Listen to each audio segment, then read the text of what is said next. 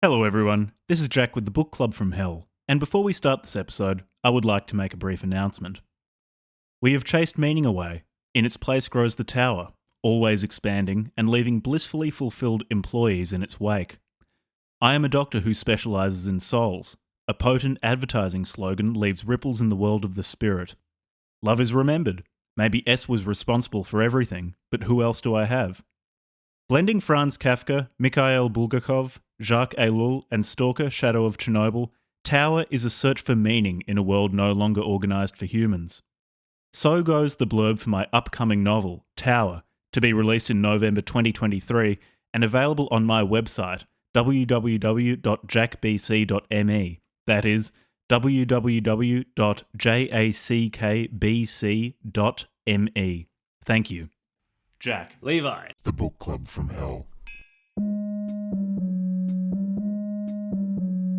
Hello everyone, this is Jack with the Book Club from Hell, a finance podcast offering concrete advice on the best securities trading strategies guaranteed to make you money, and all from a Maoist perspective. This week's episode is on Christopher Dorner's Manifesto.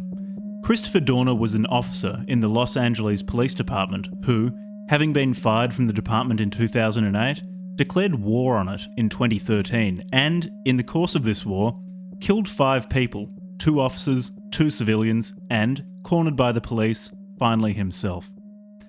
The reasons for his dismissal are disputed. Dorner claims that the LAPD fired him after he reported a fellow officer for excessive force. The LAPD claim that Dorner lied about his fellow officer's behaviour. During his killing spree, Dorner posted his manifesto on Facebook, which is what we read for this episode. It includes the expected justifications for his actions, but also includes an extensive list of shoutouts to celebrities, politicians, and his friends. It's a strange read.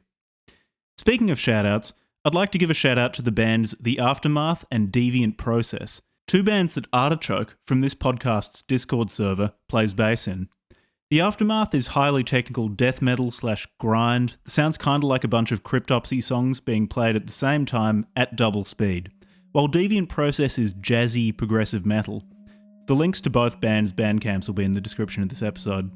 If you like what we're doing with this podcast, we'd love it if you could rate us on your podcast platform of choice, preferably 5 stars, as well as evangelise for us in real life. Tell your friends, family, partner, boss, probation officer. It doesn't matter so much to us, just so long as people hear our names. So, if you're ready to hear about a mass shooter's shoutouts to Chelsea Clinton and Charlie Sheen, then listen on. Enjoy. This one was kind of depressing. I found this one quite sad.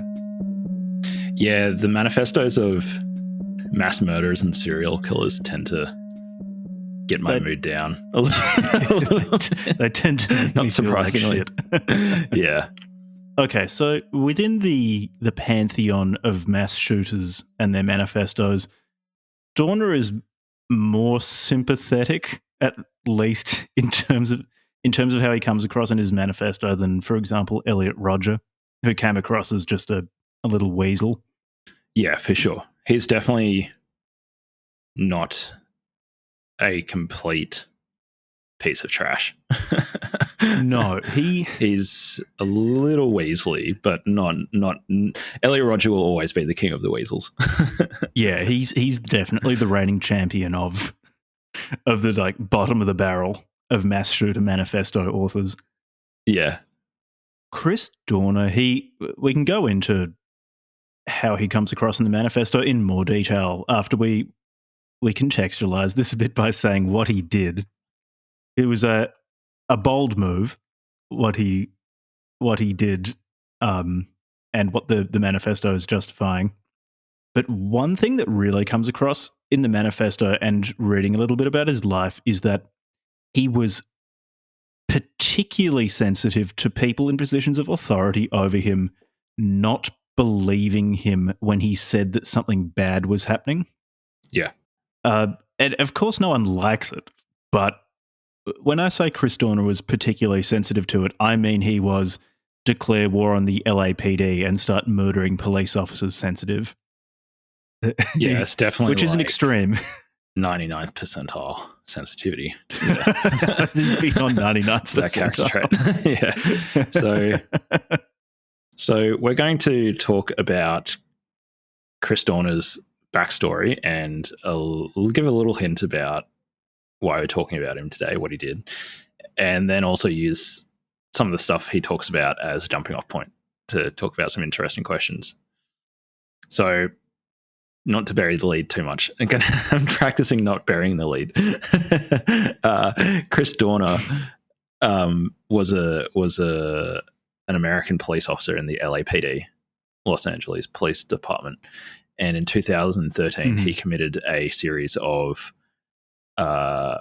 murders, which at the very least was considered a mass murder or killing spree, but some people also consider him a domestic terrorist, which I think is reasonable. He then wrote, especially considering what he says in the manifesto, I think he's definitely a terrorist. He's a domestic terrorist. However, not operating with anybody else. He was a lone terrorist. And he wrote a quote-unquote manifesto, which was actually just a very long, something like 8-page long Facebook post. And so we've read his Facebook post and a little bit about his background. I'm sure in the intro I'll say what he did because we need to get people interested. So it's not really a spoiler to say that Chris Dorner, like his Facebook post, the 11,000 give or take word manifesto that he posted on Facebook, is him justifying why he started hunting LAPD officers or their children, because two of the people he killed one of them was the daughter of the attorney who represented him when he was, after he'd accused a fellow officer of excessive force. We'll get into the specifics of that. So that attorney's daughter and her fiancé, those were two of the people that Dorner killed. They were the first two people that he killed. So it wasn't just a war declared on LAPD officers, but also their families and people related to family members as well. Yeah. I think those were the first two people he killed. And then he did this the first two people he killed. And then he killed like 2 or 3 more people.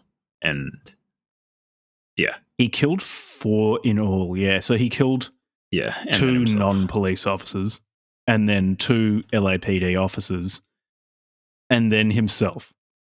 And then in the manhunt for them, the LAPD also injured a bunch of people because they kept opening fire on cars which didn't match Dorner's car's description, which in some ways, I'm not going to say it justifies Dorner's actions because it really doesn't, but Dorner was, in part at least, saying he was doing this because of the use of excessive force by the LAPD, which they then demonstrated that Dorner was completely wrong by, I think, one car, which was being driven by there were the 2 women in the car. The car didn't match Dorner's car's description.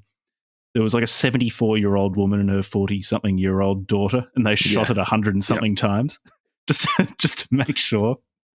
It's like, but we don't have any issues here at the LAPD with excessive force. I think that was proportionate force, just to make sure the 2 women who didn't look remotely like the African-American like a suspect. 6'4" African-American man in a totally different vehicle. I mean, those were exploratory bullets, not killing bullets. So they were making sure that Dorner wasn't in the vehicle using the exploratory shooting.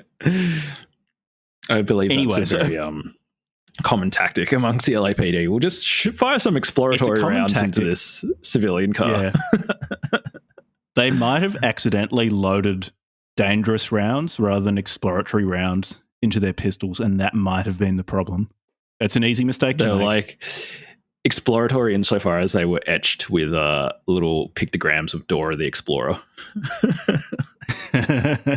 Once we shoot at civilians. Sorry, I normally struggle with telling jokes when we're talking about mass murderers and serial killers, but I think we're off to a good start today. We're telling We'll keep this, distasteful jokes. We will relay this tragedy sensitively, but with a light-hearted touch that our audiences come to expect and love. Maybe the occasional foot joke. We need to practice fetish joke. being lighthearted and not too haunted by what we read in preparation for the Columbine stuff, because I'm pretty sure we'll end up reading the Columbine Manifesto. This is a less distressing mass shooting working up to to reading a more distressing mass shooting manifesto. I feel like we started off our mass shooting manifestos badly with Elliot Rodger. Or maybe we started off well. Like we went straight into the deep end, blooded ourselves with that. It's all uphill from Elliot Rodgers, yeah. Yeah, it's all going to be easier after doing My Twisted World. Anyway, Chris Dorner, he grew up in Southern California. His life until his war on the LAPD wasn't hugely unusual. Graduated from Southern Utah University 2001, majored in political science, minor in psychology, so fairly normal.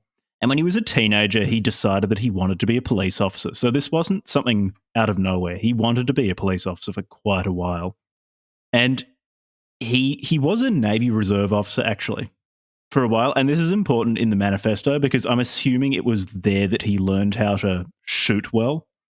And he brags in the manifesto about being a really good shot.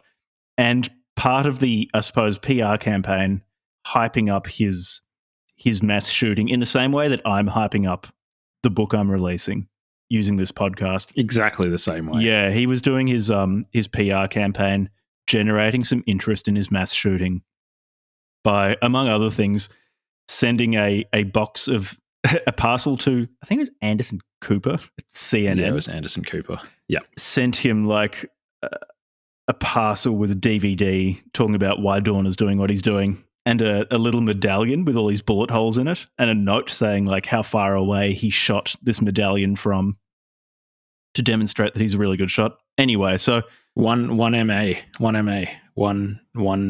of angle, something like that. It's like how far away. Yeah, it's actually pretty interesting. It's like how far away can you hit like a small target, and if it's like 1 minute of angle is like 100 meters away, and you can hit it within a square inch, you can hit the target, something like that. Something very impressive that I couldn't do to save my life. Yeah, well, that's why you have automatic weapons with explosive rounds. With explosive, you can just shoot in that general direction, and something will die. Yeah, Dorner was in the Navy Reserves commissioned in 2002, and he was honorably discharged in 2013. He was deployed to Bahrain for under a year. I don't think he saw combat, but yeah, he was training, and he had military training, which explains why I think he killed a bunch of police officers in shootouts. So he made good on his threats of being a good shot with at least 2 dead bodies of people who were killed in combat, not just like 2 non-officers sitting in a car, which were his first 2 victims. Yeah. And actually, this is interesting. In attesting to his honesty somewhat, while he was in Oklahoma doing undergraduate pilot training, Dorner and a classmate found a bag containing about $8,000. It's about $13,000 in 2022 because of inflation, which Levi loves. It belonged to a nearby church, and they did hand it over to the police. And Dorner said that his mother taught him integrity and honesty, which is why he did do that. So I guess that's some evidence in favour of Dorner being honest. It's a very narrow idea of what it means to have integrity. I guess like technically I can see what he's talking about, but... And the reason why I bring up honesty is because Dorner went on his shooting spree in large part because he felt like his reputation for honesty had been besmirched by the LAPD. We'll go into that in more detail when we talk about his manifesto, because that seems to be the main thing that really set him off. There are other things in association with that, like he said that the LAPD is very, very racist, and he also dislikes it for that reason. Uses excessive force. But the main thing that he focuses on is the fact that he says that they accused him of lying, and that's the thing that really, really upset him. He's like, I'm a murderer. I might be a murderer, but at least I'm an honest murderer. I was like, yeah, I think you need to maybe like reconsider your values there for a second, mate. Maybe swap those around. Maybe you could while be he a was- liar, but at least you're not a murderer.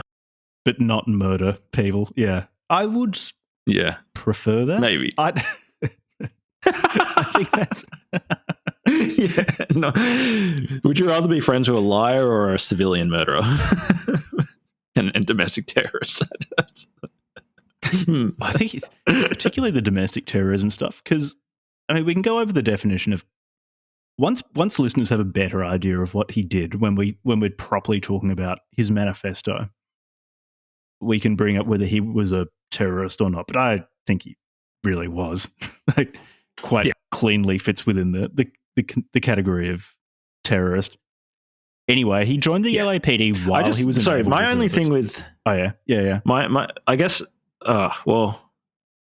should I say this comment for now? When it comes to people who act, but I guess so. When in his case, like, he's clearly mentally ill. Like, he must have been isolated for a number of years by the sounds of it, socially isolated and stuff, like fairly mentally ill.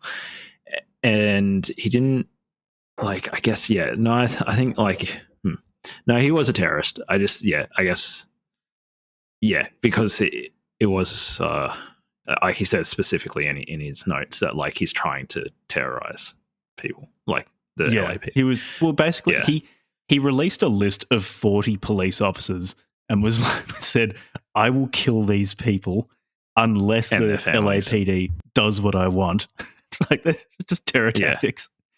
You're using the threat of violence to make an organization do what you want. Yeah.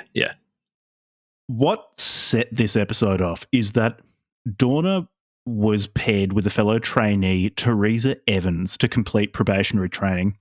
And according to Evans, Dorner, on their first day of probationary training, said that he was going to sue the LAPD because of how the department had responded to his complaints that he'd made against fellow classmates, that this was on the first day that they'd been together.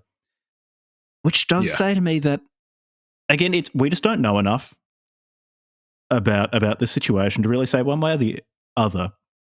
Part of that report could be Evans protecting herself, given that she was the one that Dorner filed the complaint against, claiming that she handcuffed a suspect who had schizophrenia and severe dementia and kicked him in the face and the chest. So she could be saying that to make Dorner look like someone who just throws around false allegations all the time. Or it could be that he was responding to a police department that from very, very early on he saw was corrupt and had a culture of protecting those who employed excessive force. It's hard to say. The fact that Dorner did go out and start shooting people doesn't speak well in his favor. But ultimately, we can't really know enough about this to decisively say. This is one of those situations where not many people look particularly good. Like, no, not many people come away from this looking very good. Like, the LAPD looks like shit. Good. Chris Dorner is a mass murdering domestic terrorist. No one looks very good. Yeah, the only people who get out of this situation not looking so good are the Jack and innocent Levi. victims. Jack and Levi. Like, there were two innocent. Like, I suppose, no, there were 4 innocent victims because the 2 police officers that he murdered, I don't even think were involved with his case. So even if you wanted to, like, extend the olive branch as far as you could to Christopher Dorner and say, like, which I don't really feel like doing, but, like, I will try to. He killed 4 people, 2 of whom were civilians and were not at all associated. They were just the daughter and son-in-law of just sitting in their somebody car who was involved. And he murdered them in cold blood, and they had nothing to do with it. And also, just the whole idea that the sins of the father shall be rent upon the son, or, like, the son will carry the burden of the sins of the father, is just a completely abhorrent moral position to take. And so, like, the idea that, I was, trespassed upon by this person, and so I'm going to kill his daughter. Well, that's, I've limited sympathy for that course of action. Very limited sympathy. like if he had constrained his murders to just the police, then it would be slightly, you could think like, well, I suppose he's declaring war on an institution, and even if the police officers that he killed were not the police officers who were involved, but because he's declaring war on an institution, maybe you could like extend a little bit more of an olive branch there. But if you really just wanted to say like, okay, is he just constraining his actions just to the people involved? Even then, I still thought, he's taking the law into his own hands. Like, yeah, I'm still pretty unsympathetic. But the fact I'm that trying to like, be as sympathetic as possible. Yeah. I'm trying my hardest here. Yeah, well, it is part of Book Club from Hell where we do try to take these things seriously, but I'm not all that sympathetic with Christopher Dorner. Like, I feel bad for the guy because in this manifesto, he comes across, particularly in the latter half, as he just very human. Is it? Yeah. Yeah, and that really was sad. Yeah, really sad. Anyway, so Teresa Evans, his fellow trainee, on July 28, 2007, Dorner and Evans responded to a call from the Doubletree Hotel in San Pedro regarding a disturbance being caused by Christopher Gettler, who was a man with schizophrenia and really severe dementia. And Dorner, so what happened was Evans, I think police officers have to do like evaluations on their fellow officers. And Evans had submitted an evaluation of Dorner saying that he needed to improve his performance. And the day after she submitted that, Dorner submitted a complaint saying that she had handcuffed Gettler when they were responding to this disturbance at the Doubletree Hotel. And then when he was handcuffed on the ground, kicked him twice in the chest and once in the face. And as with so many things in this story, how do you interpret that information? Did she actually assault an unarmed, handcuffed suspect, and Dorner had kept his mouth shut, and then her saying that he needed to improve his performance was what pushed him over the edge to report it?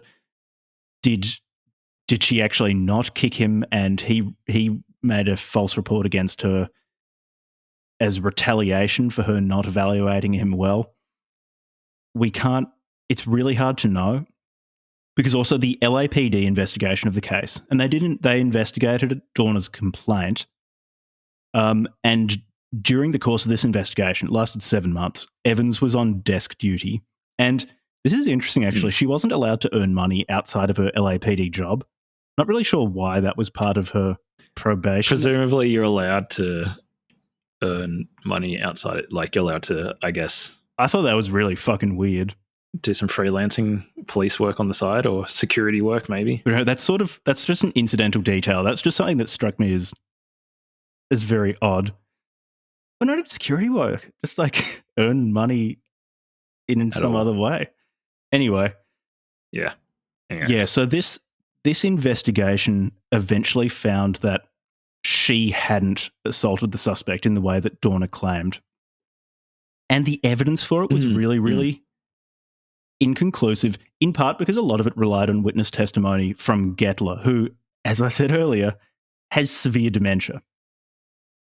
And changed his recount of the event at least. Yeah, he twice. kept changing it. And again, he had dementia. He has dementia and schizophrenia, right? Yeah, so in the course of the investigation, I think some employees of the hotel said that they didn't see Evans kick Gettler.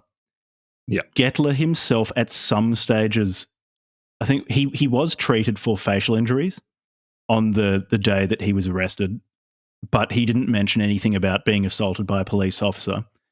His son testified in the course of the investigation that Gettler said that a female police officer had kicked him, but then Gettler later said that it didn't happen. Oh, was it his dad? Okay, his dad. Yeah, his dad. Yeah. And then later in court, Gettler gave testimony, but it was said that the testimony was incoherent because, again, this guy had schizophrenia, and dementia. Yeah. So, anyway, so the investigation concluded that Evans hadn't kicked Gettler and that Dorner had lied in his report. And eventually Dorner was fired by the LAPD in 2008 for making false statements in his report and his testimony against Evans. He appealed this. The judge that he appealed to upheld the LAPD's decision. And it's interesting. So that was in 2008, and it was in 2013 that Dorner went on his killing spree. And I'm not actually sure what he was doing between getting fired by the LAPD and then declaring war on them. He kind of alludes to that in the manifesto. It seems as though he was probably unemployed.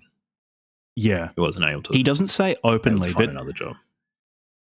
It was like what you were saying earlier, how you were speculating that he was isolated and lonely, which certainly could be the case, and that oftentimes with mass shooters, that's the thing that sets them off, or that's a very, very common background to their actions, that they're isolated and lonely. But I'm not actually sure whether that was the case with Dorner. Yeah, so it was 5 years. So that happened in 2008. So it was roughly, and then he committed the killings in 2013, right? So it was 5 years. Yeah. Including the trial period. Yep. For him to start stewing over what had happened. Yeah. So the spree itself. So basically he killed. So there was, as Jack said earlier, there was his attorney, his representing attorney, in the case. What was his name? I'll see if I can find his name really quick. So he felt as though, Dorner felt as though his representing attorney not only didn't do his job properly, but actually actively, I suppose, spoiled or acted was there to against his protect the interests. LAPD. Yeah. And so essentially was accusing him of corruption. And the first two people that Dorner killed were Khan. That's his attorney's name. Quan. I think Khan is how you probably pronounce it. So he killed Khan's Dorner went and shot this guy's daughter and her fiance in their car. And he notified media, including Anderson Cooper, and he published his Facebook post. Yeah.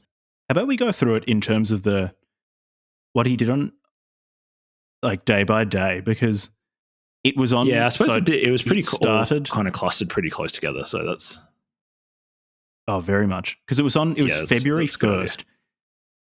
Anderson Cooper at CNN received this parcel from Dorner, and in this parcel was a DVD where Dorner put forward his case against the LAPD. It also had a challenge coin from the LAPD with a bunch of bullet holes in it, with one MOA written on a note with it, saying that the coin was shot at 100 yards at a grouping of 1 inch, which, I mean, if you take it seriously that he didn't just like shoot it from a meter away, then that's accurate. I don't shoot enough that would to make him like a.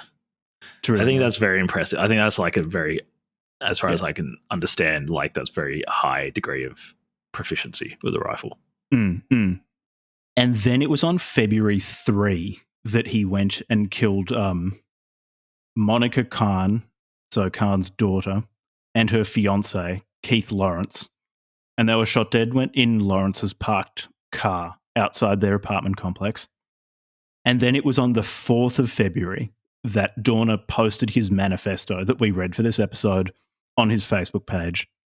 So he'd been prepping the media, trying to hype up his spate of murders by letting Anderson Cooper know what he was going to do. He went and killed people. Then he released, the day following shooting those two people, his Facebook manifesto. And basically when this happened, the LAPD really responded. So he'd published a list of 40 officers that he said he was going to kill. So those officers all got protection. The LAPD asked the media not to name them, and as far as I understand, the media did that, so they didn't release the names of the officers who were threatened. And then thousands and thousands of officers started taking part in a manhunt across California, Nevada, and Mexico. And so they were coordinating with the Mexican police as well. And also there were officers patrolling the highways across Southern California. In the course of this, I think it was on the 7th of February, we'll get to it, they did shoot a bunch of civilians in cars that did not match the description of Dorner's vehicle. Yeah. Yeah. Oh, so then there were another 2 police officers killed? Yeah. On the 7th. On the 7th of February. Yeah, the 7th. So he saw 2 officers, and Dorner opened fire on these officers, and one of them had, I think, a bullet grazed his head, but he survived. So those officers were okay. And then Dorner drove away.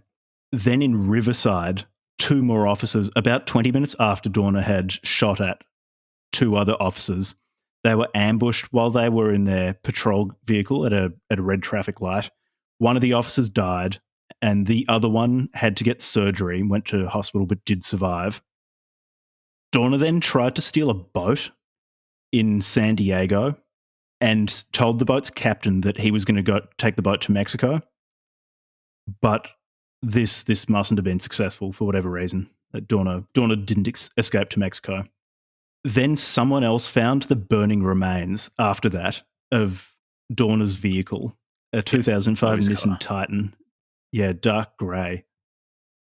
And from there, officers spread out. So it was around Big Bear Lake. So officers they locked down that area and started searching.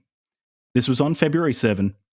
On February 7 as well, so there were 2 incidents where police officers opened fire on vehicles with people who were not Chris Dorner inside them, which it was like we were saying earlier, how there are a lot of people and institutions who come out of this looking really bad. And the LAPD, given that in part it was accused by Dorner of fostering a culture within which excessive force was not seen as a big problem, and they protected officers who did that. Opening fire on 2 vehicles full of civilians it's never a good look. It's particularly bad when you're pursuing someone who's claiming that he's killing police officers in part because of their culture of excessive force. And then when you open fire on people who just don't match the description at all, it's not like at all. It was a Nissan. It was a grey Nissan Titan, and it had like a large African American man in it, and a black guy driving. A black. No, it was like some other totally different vehicle. 2 little white ladies in it, and this is like, So why did you open fire on this vehicle? Why? What were you fucking thinking? Yeah, so in one case, there was a light blue Toyota Tacoma. Its 2 occupants were 2 Hispanic women. One was 71. Sorry. And one was 47. Not little white ladies. And so apparently you get a mistake. So the 2 women say that they were given no warning, that the police just opened fire from behind the car. Could you fucking imagine that? You're just sitting in your car and just cops start firing on you. 102 bullets were found to have explored the vehicle. So what without warning, thinking? They shot the vehicle 102 times from behind to make sure it was Chris Dorner in the car, which did not match the description of Chris Dorner's car. Completely ridiculous. I'm glad to see at the very least, like, those after those women got some reparations from this incident. You know, like, I think they did. They got a few $1 million. That's it. So the 2 women survived. They should have been given 10 times shot, more. Though. I mean, it's pretty hard not to get shot when someone fucking shoots your vehicle 102 times. They should. I don't know. Whatever money they fucking got, they should have gotten more. I don't give a shit. Like, that's completely ridiculous. Yeah. So 20 minutes after this light blue car was aerated 102 times by the LAPD. Aerated, explored thoroughly. Just to make sure there wasn't a 6-foot black man inside of this car that doesn't match the description. Yeah, so 20 minutes after that, so bearing in mind that Dorner was driving a grey, what was it, a Nissan something? Titan. So Titan? Yeah, Nissan Titan. So this time a white man was driving a black Honda Ridgeline. The police claimed that it matched the description of Dorner's vehicle. This time, instead of shooting it from behind, they just slammed into the truck in their car. And then after like T-boning this car, they opened fire on it. This dude was going surfing. He didn't get hit, which is impressive. They mustn't have shot it enough times.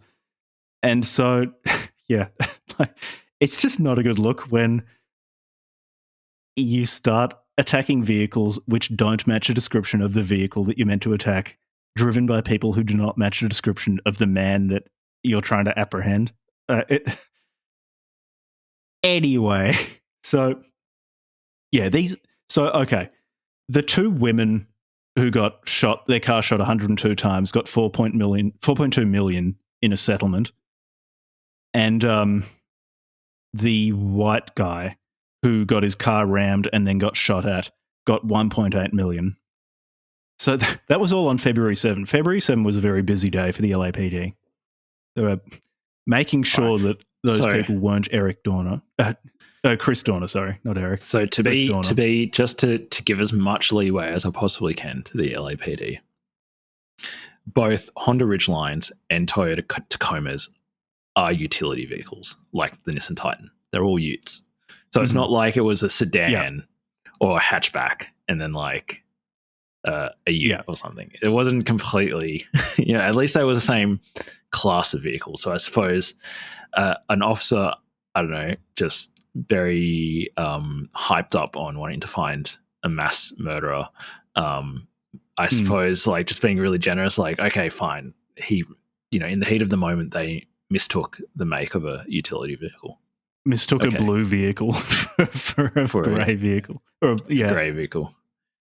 Yeah, I guess I'll be generous again. Like, I suppose, like, depending on the grey and the blue, like, maybe you could mistake. Black and grey, maybe. And if it had tinted windows so you couldn't see that it was a white guy, maybe that's more understandable. I'm like, there's some blues that are kind of greyish. The two Hispanic women driving a blue vehicle getting shot without warning 102 times from behind. Like, if it was a fluorescent blue, but maybe it's kind of grey blue, like kind of gunboldy. And maybe the officer was colorblind. Yeah, I'm doing my best here. Extenuating circumstances. Anyway, so that was all February. So that brings 7th. us up to February 8th, 9th. Yeah, so February 8th, they were still looking for him. February 9th, CNN said that the LAPD was reopening its investigation into Dorner, so into his dismissal. And this was basically the LAPD trying to give Dorner what he wanted, or at least saying that they were giving him what he wanted so that he would stop murdering. I mean, I was going to say police officers, but by this point, he had killed as many civilians as he had killed police officers. So just to stop killing people. Yeah. They also, on the following day, on the 10th, offered $1 million reward for information leading to Dorner's capture. Yeah, it was on the 12th when they finally caught up with Dorner. So they'd heard that he was in the San Bernardino Mountains near Big Bear Lake, where they'd found his burned vehicle. And he was in a mountain cabin. The officers found it.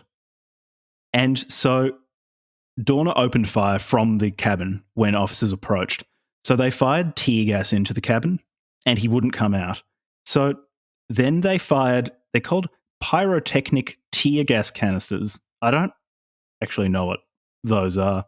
But anyway, they fired those into the cabin, which was wooden, and it set fire to the cabin.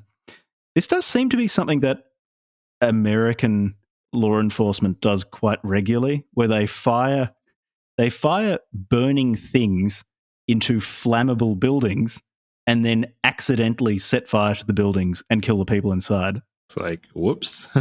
Whoops. Didn't We keep think about accidentally that. doing this. Didn't think that throwing something on fire into a wood cabin would set the wood cabin on fire. Well, it's like Waco. It was, oh, whoops.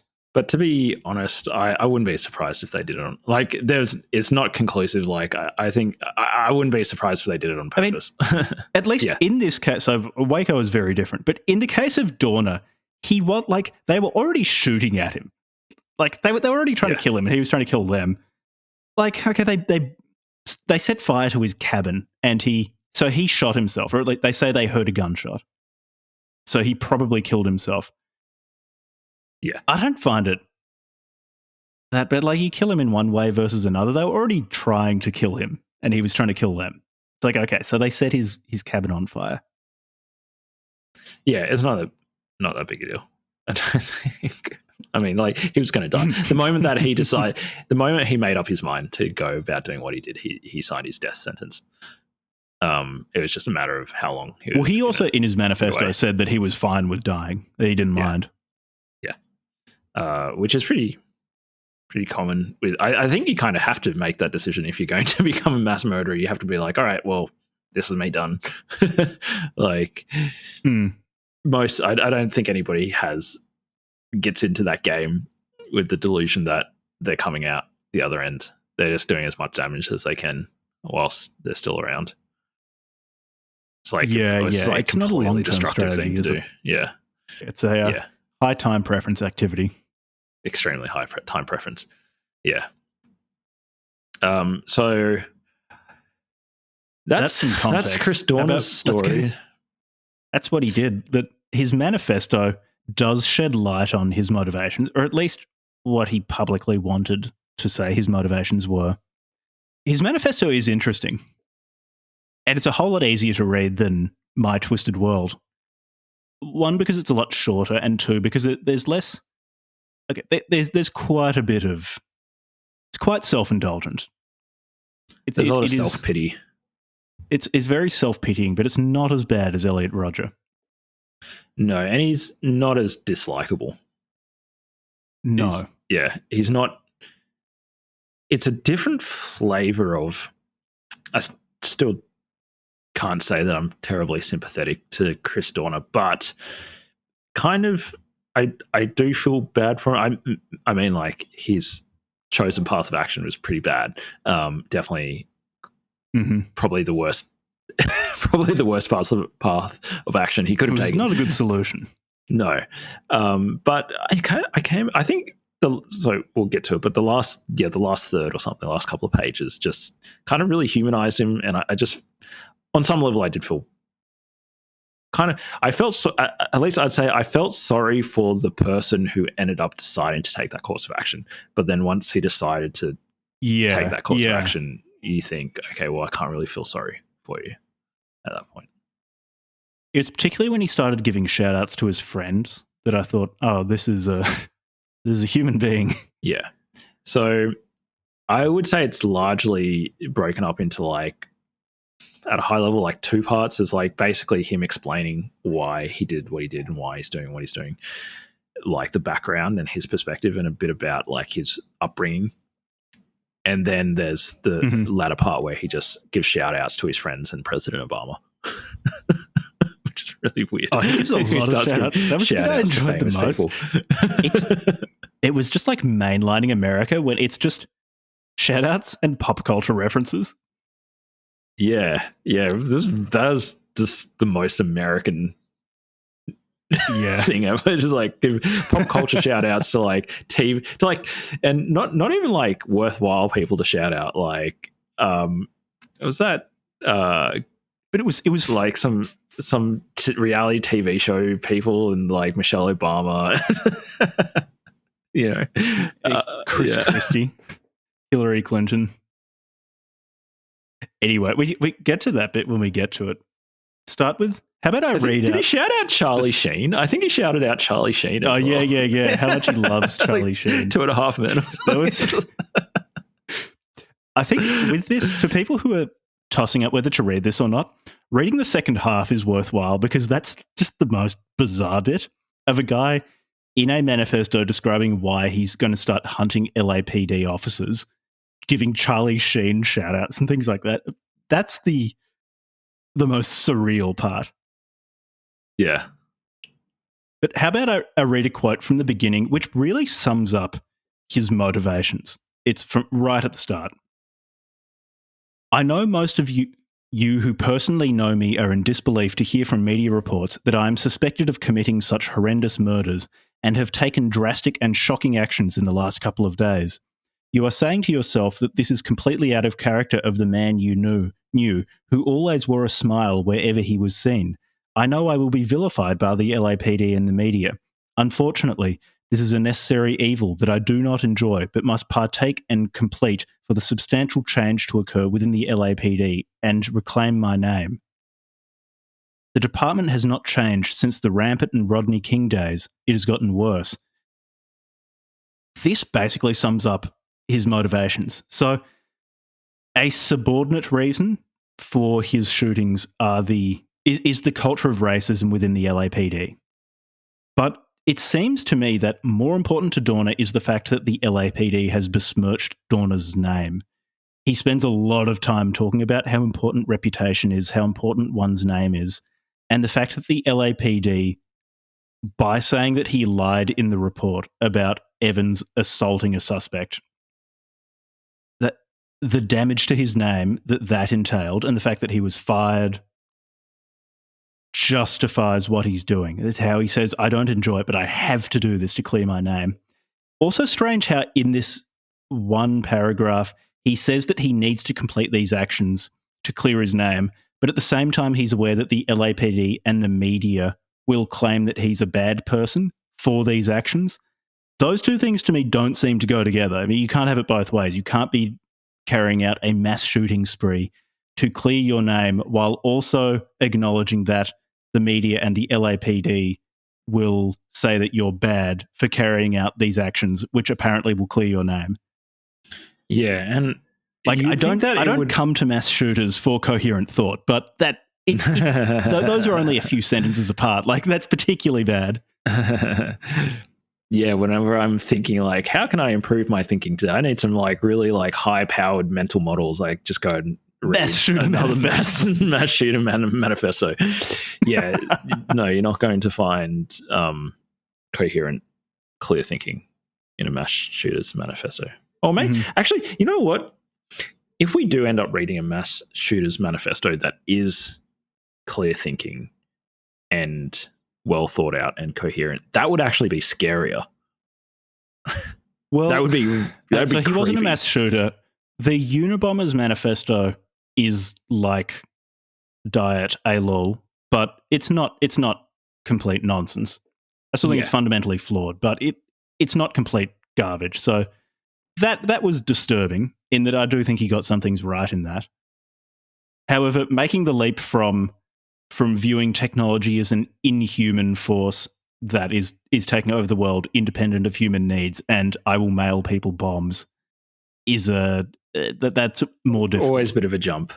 Yeah, see, there's always going to be a jump, I guess, from like whatever your philosophical, ideological, ethical point of view is to like, therefore, I need to go and kill a bunch of people who I don't know and who aren't involved with this at all, and oftentimes are just like completely innocent and like not involved.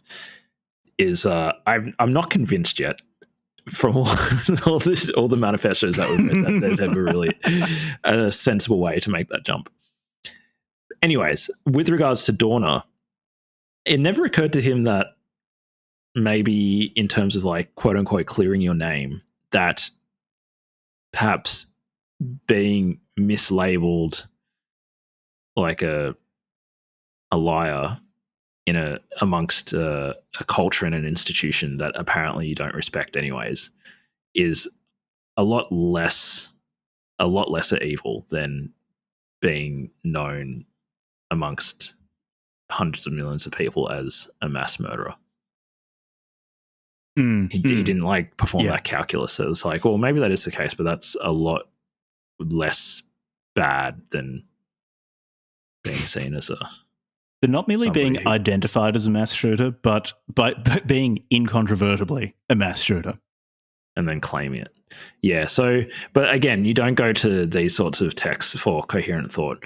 It's just like, that's why I think like you can't, how do I put it? I almost view these things as like psychological rather than even with Ted Kaczynski, like there's definitely a component of a strong ideological component to Kaczynski's work. And even like to Elliot Rodgers' Manifesto. But really they're intensely psychological. They're like the crux of like the person's psychological, what would you say, breakdown. Well, that's why they're interesting, because of course it's not a perfect explanation, because there's always a large degree of self-justification in these manifestos. That's almost the point of them. But even in that self-justification, it's psychologically interesting in that how does this person try to justify their actions? I once heard, I don't know who said this, but I have in my head this soundbite that goes something like, nobody wants to think of themselves as the bad guy. It's just very seldom the case that somebody knows they're the bad guy and wants to be the bad guy. That does happen occasionally. In fact, there's actually a particular manifesto that I want to read for this show. I've got to track it down, but occasionally there are people who are just bad dudes. He was a British mass murderer who wrote an autobiography before he was sentenced. And he was a bad guy, and he knew he was a bad guy, and he was intentionally out to be a bad guy. But with those sorts of few exceptions, most of the time when you read the writing and the thoughts of somebody who's done some crazy stuff, whether it's somebody like Osama bin Laden or Elliot Rodgers, they have some sort of worldview or justification that explains why, in fact, they are not the bad guy, but it's in fact these other people that are the bad guys, and they are justified in their actions. And actually, they're the good guys, and maybe even they're the victims. And they're acting out of self-defense against like some oppressive force that always happens to take the form of innocent bystanders that they need to kill. Like, it's completely ridiculous. And that's very much the case with Dorner's Manifesto. Yeah. How he's acting in self-defense against the LAPD for primarily besmirching his name and claiming that he lied about his fellow officer Evans using excessive force. Interestingly, too, her use of excessive force and the fact that he claims that the LAPD tolerates excessive force is far subordinate in terms of his motivations for going out and shooting a bunch of people to the fact that they lied about him and damaged his reputation. Yeah, it's almost as if it's more like the people who write these manifestos, like Dorner or Roger, they have their idiosyncratic experience where they feel victimized, but then they have to lodge it in some explanation of the way the world works or the way that like some larger institution works. And so it's more like their particular experience is an instance of like this larger evil that they're acting against. And I don't know if that's just like a convenient way for them to justify it, or if it's, I think I'd take them for their word that that's actually what they think. Rather than it just being like because a concocted excuse. It's also another thing that Dorner said motivated declaring war on the LAPD was the fact that racism was very much tolerated within the LAPD. So there's one point where he talks about an example of a time when he was in, I think, in a group of police officers, and one of them kept using the N-word. And he told that officer to stop, and they basically said to him, "I'll say it whenever I want. You can't stop me." And Dorner said he went over and started like strangling that officer and had to be pulled off him. Yeah. And like with that as well, I'll take Dorner at his word. I'm sure there is a bunch of racism within the LAPD. Sure. It's just also it's within. He was saying this to be expiate himself or to say, okay, look, this is why I'm acting in self-defense. He did also start like strangling an officer. I'm not saying that the officer's behavior is excused, but Dorner has, I think, even in trying to justify his actions, he's shown himself to be a very reactive person. Like, he reacts with violence when something really, really gets to him. Yeah, and so this is actually a recurring pattern in his life, according to his own recount of his life. There's the instance that Jack just spoke about, but then he actually talks about earlier in his life when he also confronted racism in high school, I think. And in response to that racism, he punched that person in the face, and his principal like reprimanded both of them. He reprimanded the person who was racist, and he reprimanded Dorner. And Dorner felt that was like an early occurrence of Dorner, like being, in his perspective, betrayed by an authority figure because he doesn't think he should have been punished for acting out in violence against the person who was racist to him. So in Dorner's, I suppose, ethical system, there are words, I suppose, that justify a violent reaction, and that violence is certainly no worse, or potentially even morally acceptable to him in response to racism, in particular, it seems. And so it's like this his final act of reactionary violence to the LAPD is really like the zenith of what seems to be a pattern in this guy's life. And those are only the two instances of this behavior where he self-reports in the manifesto. Like, there might have been that he self-reports in his own defense. Yeah. So there might have been plenty of other instances where this sort of stuff happened in his life that he's not self-reporting on. And we don't know, obviously, but according to his own manifesto, he thinks it's fine to respond to racism or being trespassed upon in a non-violent way by somebody. He thinks it's okay to respond to those situations with violence himself. Yeah, but as I keep saying, all of those things seem to be secondary to his main concern, which is the fact that authority figures are not believing him or are saying that he's disreputable, because he relays also a story from when he was at school about, I think, how someone stole something from him, and the vice principal of his school told Dorner that he knew who had stolen something from Dorner. And then when Dorner publicly accused this person of stealing something from him, the vice principal then denied knowledge of who had stolen from Dorner. So again, it's hard. We can't say what actually happened in this particular event in Dorner's childhood, so while he was at school, but it is illustrative that of all of the different things in his life that he could bring up to justify his actions, it's again something that happened a long time before he went on this shooting spree, wherein an authority figure didn't believe Dorner, basically in some way cast doubt upon Dorner's integrity of character or something like that. Yeah, upon his integrity. Yeah. So I think that's really telling that he keeps returning to this theme of authority figures not respecting his integrity in the same way that he thinks it should be respected. And so another recurring theme across the manifesto of violent people like Dorner is there always seems to be like one or two things that they fixate on. And in their communication, they're always rambly. Even Dorner's like pretty rambly.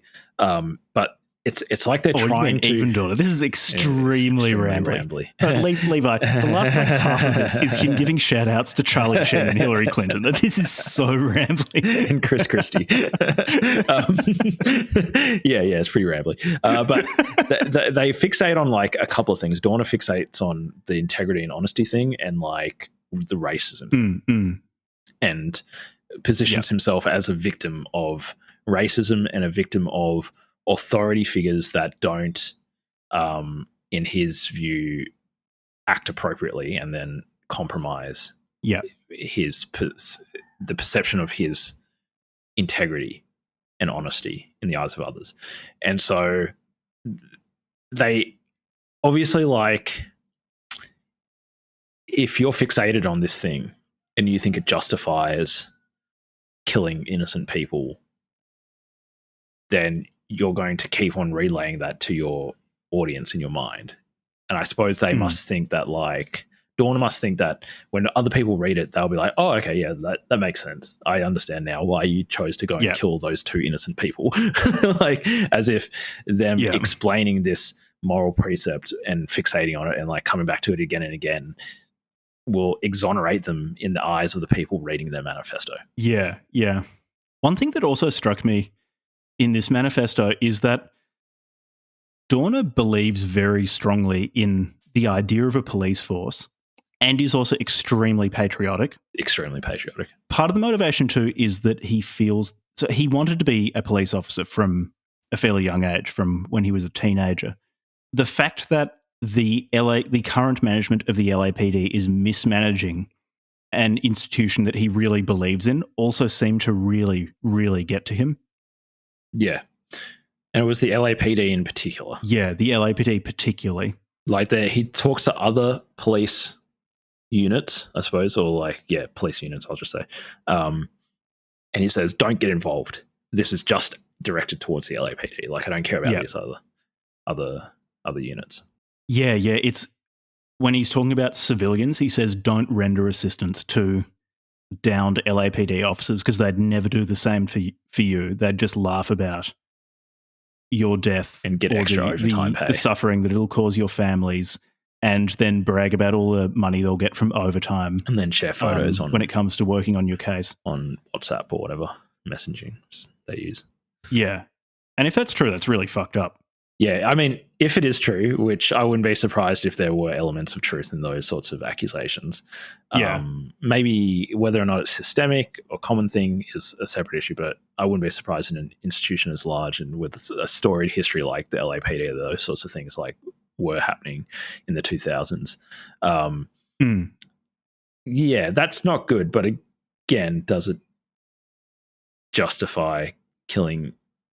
Does that justify going and killing the daughter of someone who represented you in an internal police investigation? Yeah. No. Because it's like that really.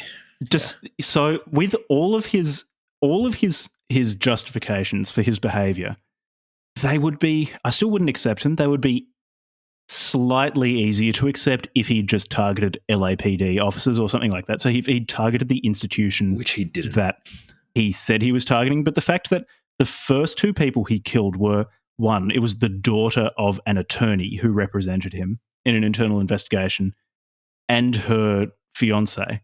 Yeah, that just completely obliterates like his entire claim to like his moral. Yeah, like I'm pretty unsympathetic to begin with, but just the fact that those were the first people he killed as well make me have minimal sympathy for Dorner. No sympathy. It's like, okay, if he had just killed LAPD police officers, still not a good thing, which I might touch on in a tick.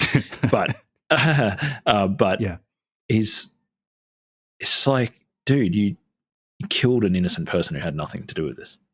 And he also he also threatened, shot a young couple in their car. So their life done. I don't know if they're in their 20s or early 30s. Like, you've just destroyed a family. So she was 28. The fiance was 27. Yeah. So, I mean, just an abhorrent thing to do. And he it wasn't like he was just directing it at LAPD police officers. And I guess this is why I understand, like, why I'm more sympathetic to calling it domestic terrorism, because like he in his threats he said LAPD police officers and their families. He kept on coming back to, I'm going to kill you and your families. Yeah. He kept saying he'll kill their families. And so this is the thing where it's like, you're not you are attacking an institution, obviously the LAPD, but he's not just attacking the LAPD as an institution. He's attacking those people as individuals and their families have nothing to do with it. It is interesting too that he gives shout outs to LAPD officers whom he considers to be good. The good apples. So it's not even the entire apples. LAPD. Although so saying that this is somewhat confused is kind of just a non-statement, given that this is a mass shooter manifesto. But I will say that pretty mixed messages in here. It's hard to pick out a consistent narrative apart from that he feels aggrieved and is trying to justify his actions. But he'll, on the one hand, say that the entire LAPD is rotten to the core and can't be redeemed. But at the same time, he'll give shout-outs to officers that he says are good people and that he likes. And it's hard to say then that would he kill those people too for being part of the LAPD, given that he's willing to kill people who are not part of the LAPD, who are just related to people in the LAPD. Or would he make a special exception to say, I'm not going to kill you because you're one of the good ones? Which in that case, he's just he's just completely arbitrary. I'm just going to be judge, jury, and executioner of like who gets to live, who gets to die. It's also interesting to note that this whole venture is very, very self-centered in that he says that the LAPD is irredeemably corrupt. And that, to me, therefore says that his whole shooting spree is about clearing his name. It's about making them acknowledge that they made a mistake in dismissing him. But he's not doing this to try to improve the LAPD or anyone else's life. It is just to make them publicly say, oh, yeah, actually, we fired Chris Dorner for the wrong reasons. Yeah. So I think it's not a productive thing to do. It's just a purely destructive thing. You know, like, because I guess, so here's the thing, right? Okay, so I guess I'll talk about this now since might as well. As one of the jumping off points.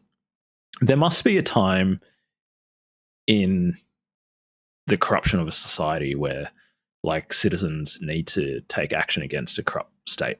Like, and I guess in the context of like civil wars, there's, you know, like, the Arab Spring is a really good example of like when there were civilian uprisings against their authoritarian leaders.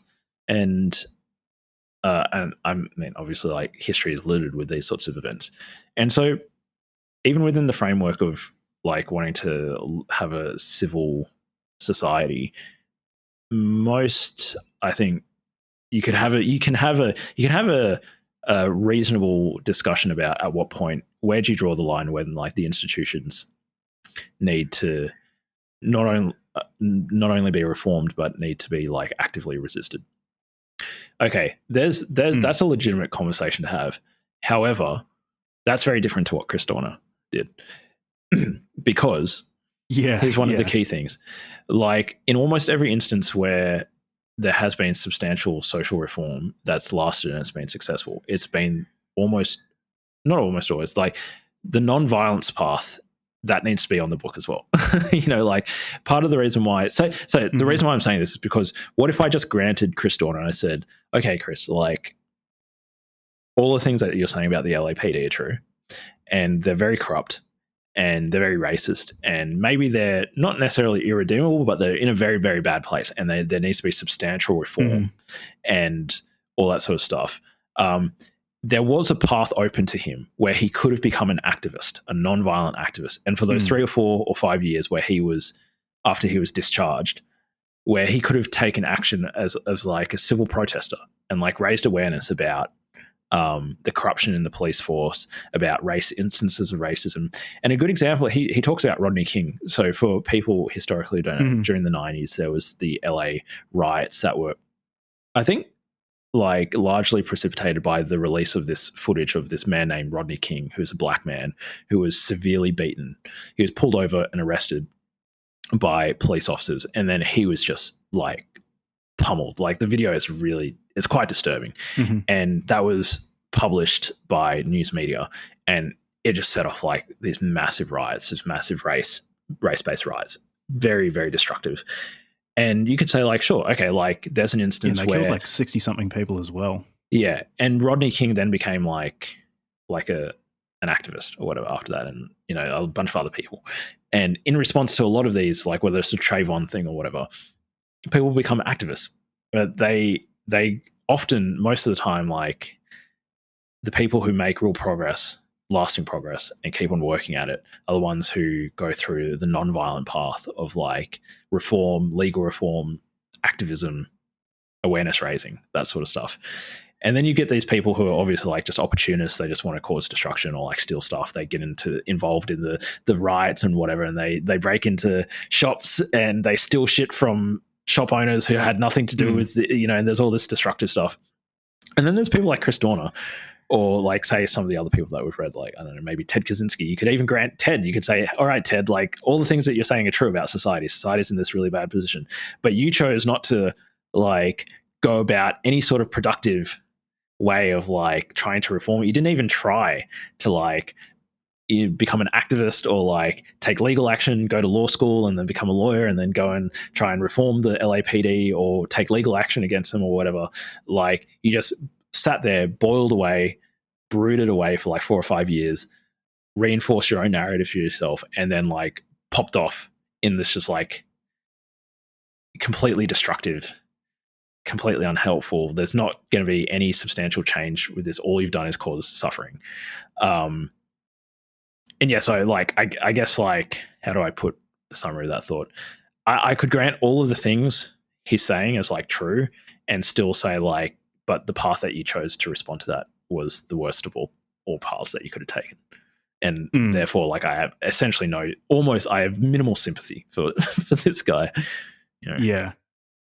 Before that, I guess the Unabomber's not unique, but probably a minority in that for him, if you take his ideology seriously, then it makes a lot of sense why he didn't try to reform the system from the inside, because he regards technology as this implacable force that will overwhelm society and any sort of agitation within society, within a technological society is just meaningless. It's just not, it can't possibly work. Yeah. And then in the case of Dorner, like what you said is true, but I don't think it applies to Dorner in that he's not doing this, or at least he states he's not doing this to reform the LAPD. He's doing it so that they say that they fired him for the wrong reasons. Yeah, true. No, like, that's a good point. He says, selfish. I'm doing this to clear my name. And he says, I'll stop killing police officers. And sometimes he says he's going to leave civilians alone. Sometimes he says he'll kill police officers' families. He's flip-flopping on that issue, although his actions tell me that he was fine killing civilians. He'll stop doing that once the LAPD makes a public statement that they fired him for incorrect reasons and that he didn't lie. Like, everything you said is true, but it doesn't apply to Chris Dorner.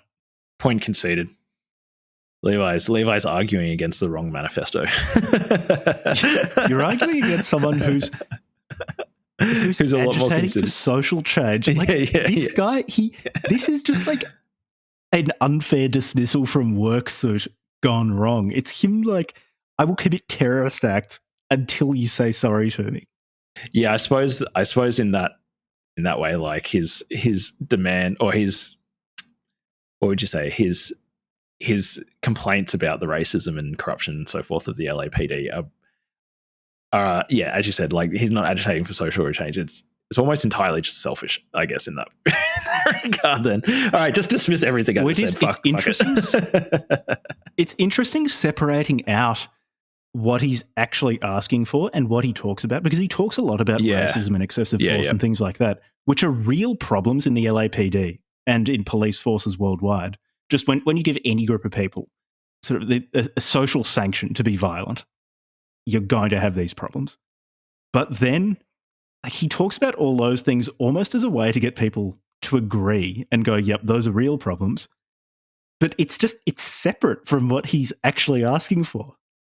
Like, what would, at least in his telling, if you take him seriously, what would make him stop is something just unrelated to racism in the LAPD. Yeah, and it's just about him, I guess. It's not actually about institutional reform. It's just about, it's almost like, maybe this is a misrepresentation, but would you say it's like, okay, well, So say Chris Dorner got his way, and like they're like, oh, actually, we fucked up your case. Sorry, man. Like you're actually fine. Please stop killing people. Mm-hmm. And he'd just be like, okay, cool. Like I'm going to stop now, and I don't really care if you reform the LAPD or not. Like go back to being racist and go back to being corrupt. It's fine as long as I'm okay. As long as my name is cleared. Yeah, and it's interesting observing the interplay between his accusations of racism and excessive force in the LAPD, and then what he says he wants to get out of his killing spree, which he keeps euphemistically referring to as drastic actions, and say, yeah, mate, it's pretty drastic to declare war on the LAPD. Those are more than drastic actions. That's another thing about these manifestos. Why don't do they ever just say like, maybe I just can't remember Elliot Rodger or Ted Kaczynski's, where they're just like, they say it very they don't use any euphemisms. They say, I'm going to kill as many people as I can. Elliot Rodger, I'm pretty sure, straight up said that he was just going to like kill and torture people.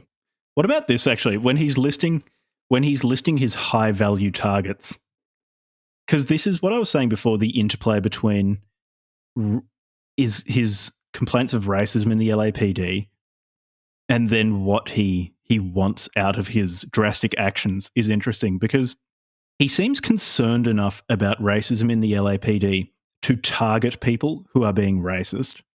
Although in action, he didn't actually do that. He just killed 2 police officers. He knew nothing about their beliefs, and then 2 civilians. But he at least states that he would be targeting people who are racist in the LAPD, racist and sexist.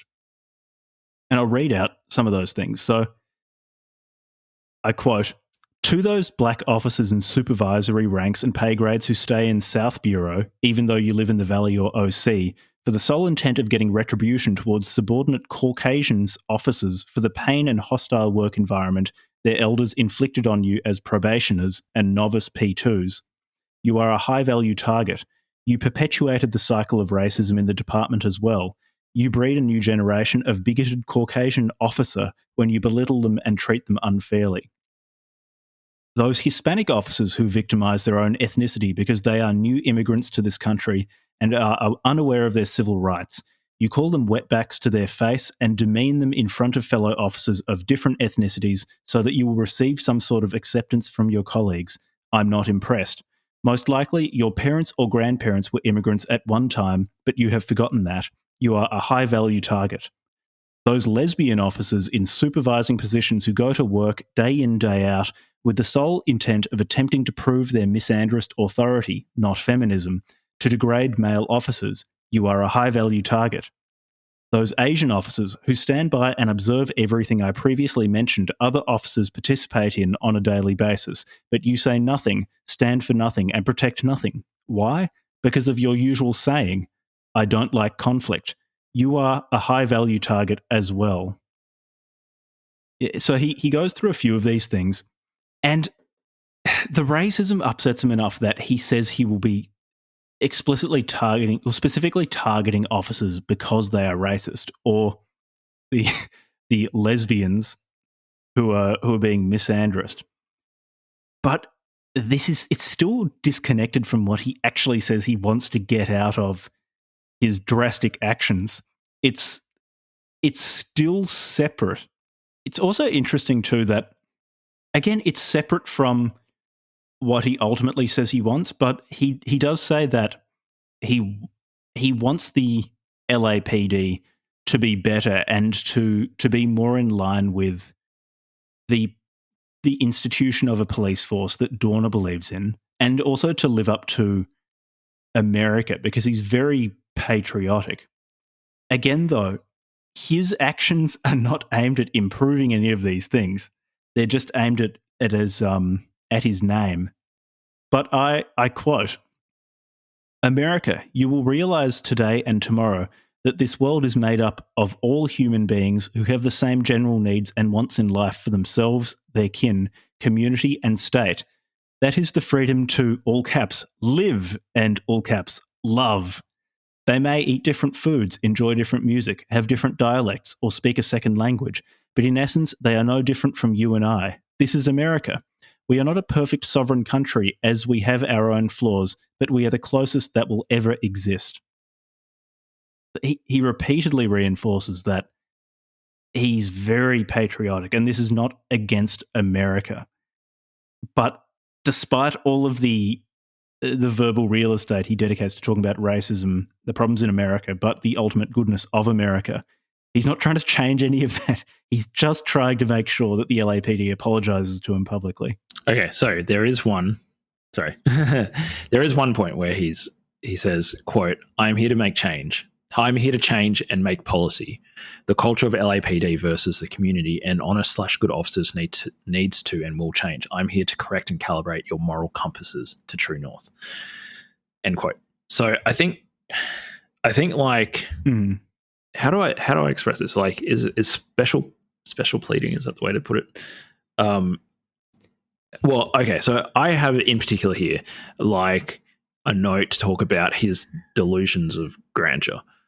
Like, he thinks that, like, one, when he's addressing, say, Clinton and Obama and stuff, it's like he has this idea that for some reason they should give a shit what this person thinks, and that these important and powerful people, well, maybe they did read it because he ended up becoming a domestic terrorist, but there's this sense of, like, one moral. Oh, sorry, I just smashed my microphone.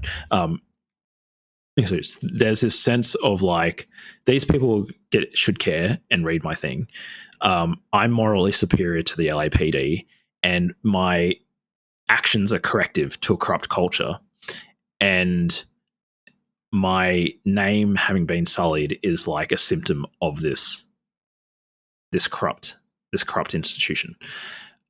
Okay, how about... Yeah, sorry, yeah. So he does still say that what will stop him from his killing spree is the LAPD publicly apologizing to him. But maybe, if I'm being really generous, in addition to that, this is raising awareness for the problems within the LAPD, which might help people within the LAPD recalibrate morally to true north. I'm paraphrasing Dorner. Maybe something to that effect. Maybe I'd put it like this. Is that what he was doing? He's a martyr. He's a martyr. Martyr. I actually have martyr. Yeah. Leo, I can't speak very well today. He's a martyr. And he's, yeah, I suppose, well, he obviously has a victim complex. He sees his particular instance as, like, he's angry about his particular instance, but he's also seeing it as, like, this martyrdom will not only clear his name, but he feels, like, morally vindicated because it will also cause change. Yeah, it could be that.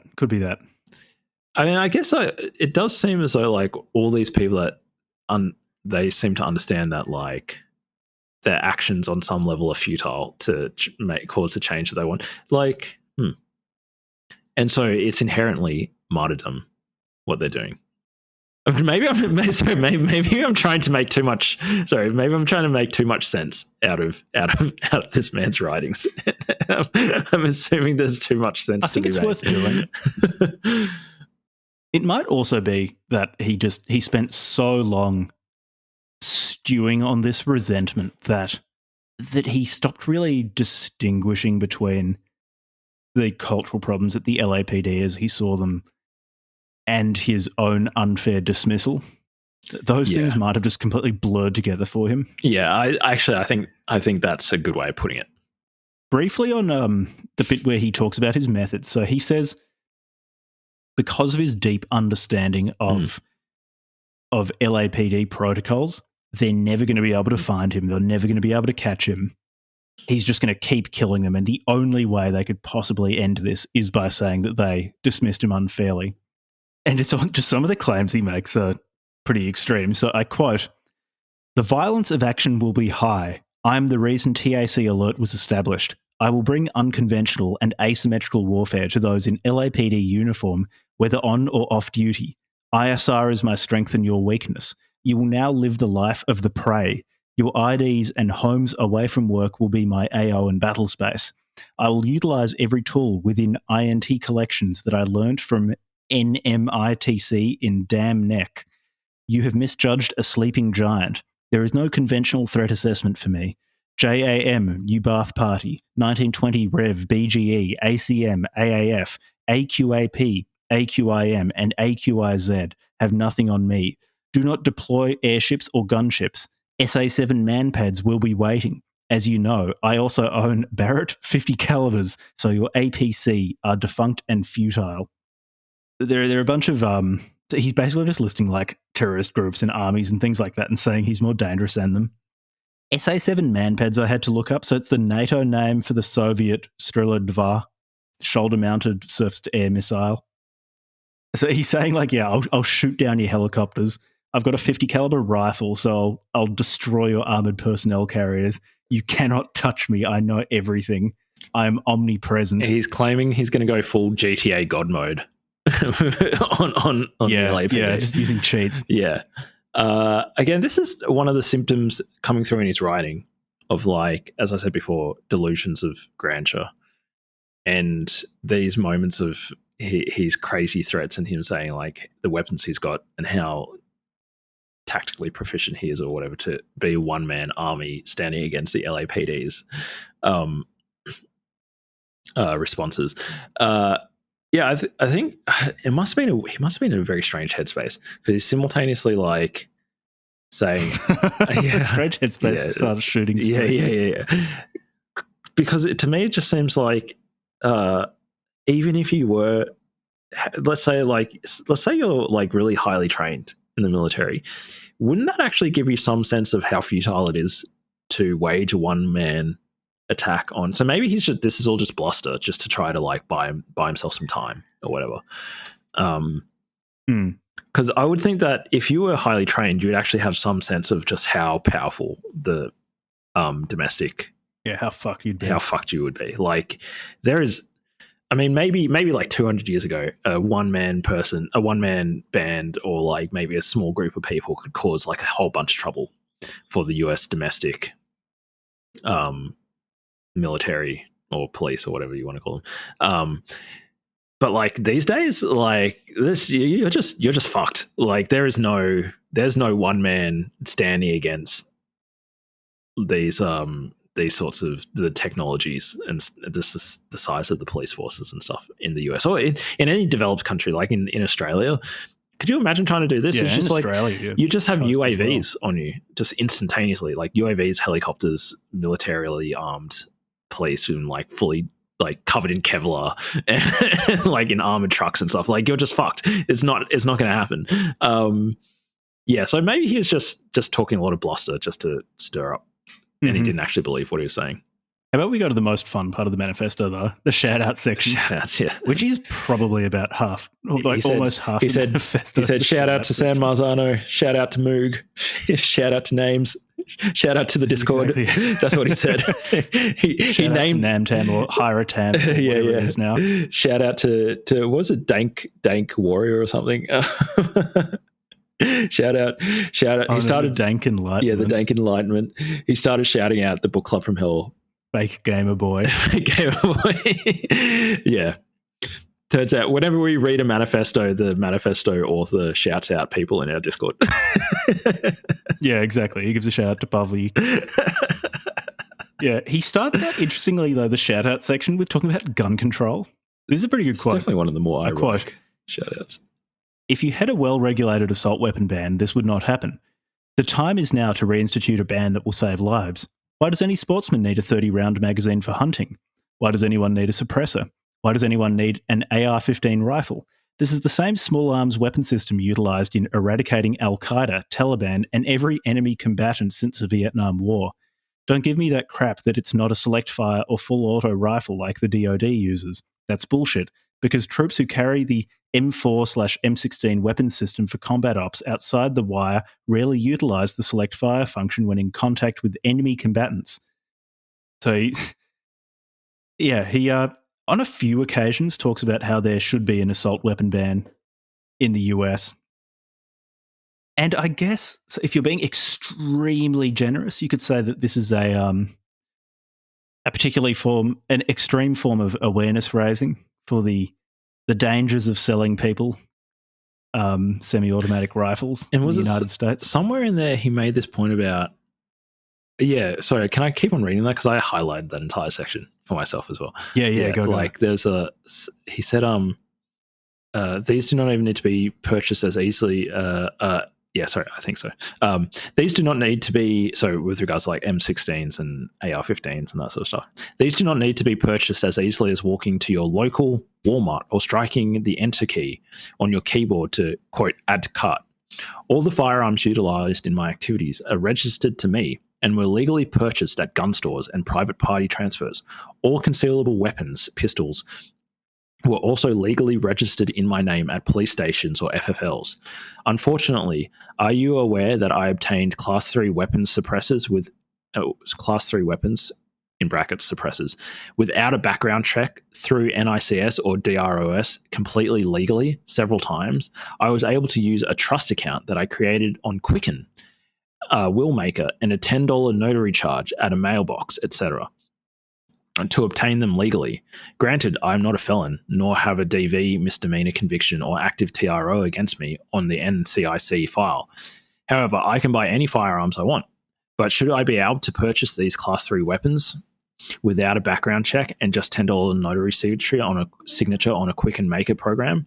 The answer is no. I'm not even a resident of the state I purchased them in. Lock and Load just wanted some money to, so they allow you to purchase Class 3 weapons with just a notarized trust, military ID. Shame on you. Lock and Load, NFA, and ATF need new laws and policies that do not allow loopholes such as this.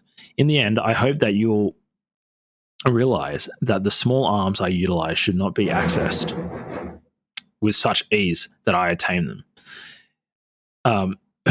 Who in their right mind needs a fucking silencer? Really, really interesting. Yeah, that's part of the serious shout-outs. I also like this one when he talks about Michelle Obama. So this is in the context of him addressing Barack Obama and saying that he doesn't agree with everything, but he thinks he's done a great job. And people who say that Obama is not American and not patriotic enough. So I quote, "You call his wife a Wookiee off the record." And I should interject, he says off the record, but this is in his manifesto. So this is the record. This is your last record. Off the record. "I love your new bangs, Mrs. Obama. A woman whose professional and educational accomplishments are second to none when compared to recent first wives." She's trying to flirt with Obama. There's actually a lot of this shout-out section where whenever he brings up a woman, he brings up just how hot she is. Fuck, man. That's so weird. Yeah, this section is very strange. He also wants his brain preserved for medical research because he played, I don't know how American football's played, but he played some position where apparently you get a bunch of head injuries, and he wants his brain preserved for medical research so they can do research into traumatic brain injury. Linebacker. They're the ones that smash their heads into one another. In I think he's playing offensive linebacker. Nice. Yeah. The longevity position. Yeah, the longevity. Which, just so people know, like, who aren't American, like, the offensive linebackers, like, they're big dudes. They're really big dudes. So Chris Dorner must have been a fucking built son of a bitch. Like, even if he, a unit. Yeah, he must have been a unit. Even if he was just playing in college or something to be an offensive linebacker. It's crazy. Big unit. Yeah. Actually, then there's the really sad section, or the most affecting part of this, where he starts giving shout-outs to his friends. Just before we go into the shout-outs to their friends, because I think that's a good place to do. But the thing that I want to take the most issue with this fucking manifesto is the following shout-out. This is where I really have to fucking just disagree with him just so strongly. He says, I quote, "Dave Brubeck's Take 5 is the greatest piece of music ever, period." End quote. It's like, bullshit. Good song. Catchy. catchy song.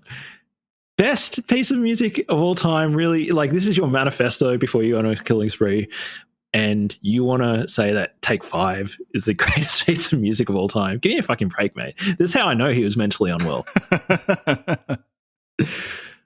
No, but the shout-outs to his friends were really, really... Just Yeah. really sad. Yeah. Yeah, what I quote. So all the names of people in this have been redacted. So redacted.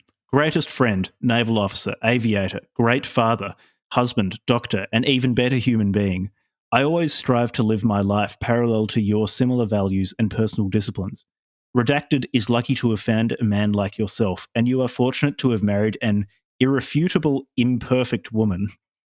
Always, I don't think he knew what those words meant. Always focus on your immediate family, as they are the ones who have loved you unconditionally and always been there to support you in difficult times. I always loved my wife as WW redacted D. What would redacted do? Presumably his wife. Yeah. Redacted, take care of this guy. I'm sorry I missed your wedding and you had to find another best man. I'm sorry my predicament with the department stopped me from watching you and Redacted get married and arguing with you about issues that were insignificant when I was really angry at the LAPD for what they did to me. I'm deeply sorry and I love you guys. So there are a lot of really sad things like this where he apologizes to people for not being able to attend their weddings or see their kids grow up or to see, I think, the Hangover 3 with them. Yeah. This is the part where it just really hit me. It's like, oh yeah, this was a human being. Just a dude. So I looked at, he was born in 79, which means he was about 34 when this happened.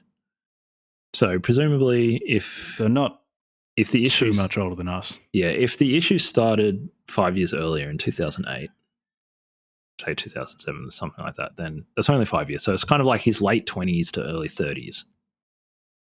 He's witnessing, like reading between the lines with his shout outs and stuff to his friends. He's having substantial relationship breakdowns. And I think, again, reading between the lines, becoming increasingly isolated as a sort of a young man still. Like, I still think you can call yourself you're a man by the time you're 30, but like you're at the upper edge of being like, you're still pretty early in your life, right? And it's tough if you're like out of high school or out of uni and you start losing contact with friends, but then it can be hard to like keep relationships alive. But then if you've just lost your job, and I assume it's like, speaking to my people that I've met who are in the police forces in Australia, like obviously you're spending your time at work. You spend a lot of time with people at work anyways, but with the police forces as well, because like they're in very stressful situations. And they do a lot of training together and all this sort of stuff. There's like can be quite an insular culture, right? And there can be a sense of like also quite alienating, like interacting with other people who aren't a part of the police. And there's this whole thing about like police families and that sort of stuff, like can be quite isolating. And then there's all the stuff around like secrecy and not being able to disclose stuff at work. So there's a whole bunch of things that make like being a police officer in particular, like compared to other professions, like potentially even more isolating. So like if you then are released from that job and you have a relationship breakdown with that institution, I can only assume that he was also isolated from any friendships that he made in the police force and in his training. So he must have just been, again, reading between the lines, I might be wrong, but it seems like he's just like incredibly isolated, essentially. Yeah, because he had been married, but his wife filed for divorce. I'm not sure when that happened, but he was probably very lonely. Yeah. Yeah, and it's weird, isn't it? Like, because, I don't know, like, yeah, when he starts like talking to his friends, like the stuff where he shouts out Charlie Sheen, like it's a bit weird, it's a bit surreal and stuff. But yeah, that part where he's talking to his friends could also be particularly a very lonely person. Yeah. Yeah. Like giving shout outs to all of these pop culture figures might also be a very lonely person talking about the meaningful human relationships in his life. Yeah. That is to say, yeah. That's a good way of putting it. Unidirectional relationships with people who just don't know that he exists. Yeah, I think that's reasonable. There's this word that I like. The word is hyperreality. Somebody used to describe the way in which we live these days, especially people in countries like Australia or America, I assume, versus like people in maybe Is like that Baudrillard who came up with that? maybe. I mean, oh man, like I started reading the Society of the Spectacle. Is that Baudrillard? I think so. I'm liking it so far. No, it's Guy Debord, but that's really good. Yeah. No, it's a different book. But just the idea of hyperreality as being like when you say like you like a celebrity and you see their Instagram posts these days, Instagram, or watch them on TV or whatever, you don't see them as a person. Like you see a very curated thing that they want you to see, or that their brand wants you to see. You see their work. Essentially, you're seeing like hyper reality. It's not real. It's hyper real. It's more than real. It's like curated. It's all the focus part. Even like say listening to this podcast, our listeners, like they don't see us just being normal people. They only see us like in the context of us having this sort of conversation. They don't see us brushing our teeth, and they don't being grumpy at night before we go to bed and stuff. I guarantee I'm this interesting all the time. Yeah, so it creates this kind of, and to a degree, like if you're just consuming somebody's content, it's like obviously that's why you're consuming our content. You don't want to see me brushing my teeth, I assume. But if your only relationships are these, so to speak, hyper real relationships, or if the majority of your relationships are these hyper real relationships where you're interacting not with people but with like caricatures, that would just create a very distorted sense of like what it means to be like genuinely connected to another person. Yeah. And you wouldn't actually be able to, because a part of having like an actual interactive friendship with like, say, somebody like Jack is that like you'll error correct, like even in this conversation, there's been where we've disagreed, we've tried to like sort out like where we have like a slight difference in where we see things, or like we'll have a disagreement, or like you'll express concern about like my use of excessive amounts of LSD or something like that. Whereas like if you only have relationships with like what would you call it, like asymmetrical relationships with hyper real caricatures of people, there's no actual error correction there. It's all consumption. It's all unidirectional, and there's no actual error correction built into that, unless obviously you go and read people that you disagree with. But by the sounds of it, this guy was just like increasingly isolated. He's having these hyper real unidirectional relationships with just caricatures and characters from movies and that sort of stuff. Yeah, I don't know. It's a weird. You end up in like a weird headspace. If I try to like empathize and like put myself in that headspace, it's weird. Yeah, it's also it's hard picking out a common, any sort of unifying theme in all the shout outs he gives, because he gives a shout out, for example, to a doctor who performed surgery on his knee. He gives a negative shout out to the president of the NRA. Yeah, he really calls him a violent, inhumane piece of shit. There's a few negative shout-outs. He negs quite a few people. This is a good quote. I thank the unnamed women I dated over my lifetime for the great and sometimes not so great sex. It's pretty funny that basically all the shout-outs he gives to women involve them looking good or him having sex with them. Yeah. He definitely had a strange relationship with women. I'm glad it... Oh, what about this one? Hillary Clinton... You'll make one hell of a president in 2016. Much like your husband, Bill, you will be one of the greatest. Look at Castro in San Antonio as a running mate or possible Secretary of State. He's, in brackets, good people. And I have faith and confidence in him. Look after Bill. He was always my favourite president. Chelsea grew up to be one hell of an attractive woman. No disrespect to her husband. It's a whirlwind of emotions, that quote. At the same time, yeah, him telling Hillary Clinton that she'll be a great president, that her daughter's really hot, and then just giving unsolicited advice about like, oh yeah, you know me, the guy who's a mass murderer who's waging war on LAPD. Well, I've got some picks for the Secretary of State. Better listen to me. And there was several moments where he gave it. That wasn't the only instance. Hey, he gave advice to some other people. He gives a lot of advice to politicians on who they should run with and how they should do their campaigns.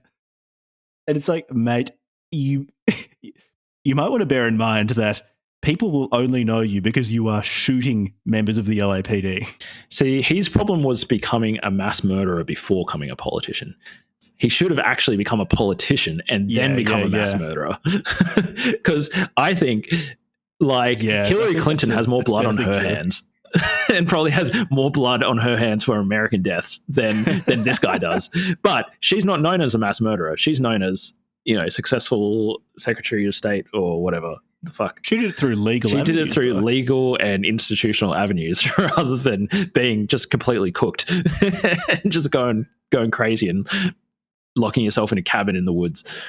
Yeah, it seems as though if you really want to be effective at killing as many people as you can, you want to get a nice suit and speak really well and get a job at DC or at Halliburton or something. If you really want to get a lot of blood in your hands, don't write a manifesto. Keep that shit to yourself. Go and become a politician. You write a campaign manifesto. yeah, true. Or create an ideology like Marxism or start a revolution. These, in fact, under that framing, like Dorner and Kaczynski and all these guys are actually I think in proportion to the amount of bloodshed that they actually caused, they get way too much airtime. It's disproportionate. How many more tens of thousands of young men have died because of the actions of somebody like Putin compared to Dorner? Just orders of magnitude more. Yeah, well, but particularly Putin at the moment, though, is given a lot of airtime. Yeah, which is probably a good thing. Either if it's part of the culture war, which has the incredible ability of making everybody who participates in it stupid, you either have people who think that Putin is basically Hitler too, Hitler being secular Satan, and therefore we should stop at nothing to depose him, or you've got people who've just decided that because a lot of Democrats oppose Putin, that Putin is actually really, really mega based and a defender of Christianity and your best friend. He's super mega defender of that nice Russian Orthodox Catholicism, which is particularly nice because they've got those. It's not Catholicism. Yeah, and it's also very spicy incense. So they get around their incense.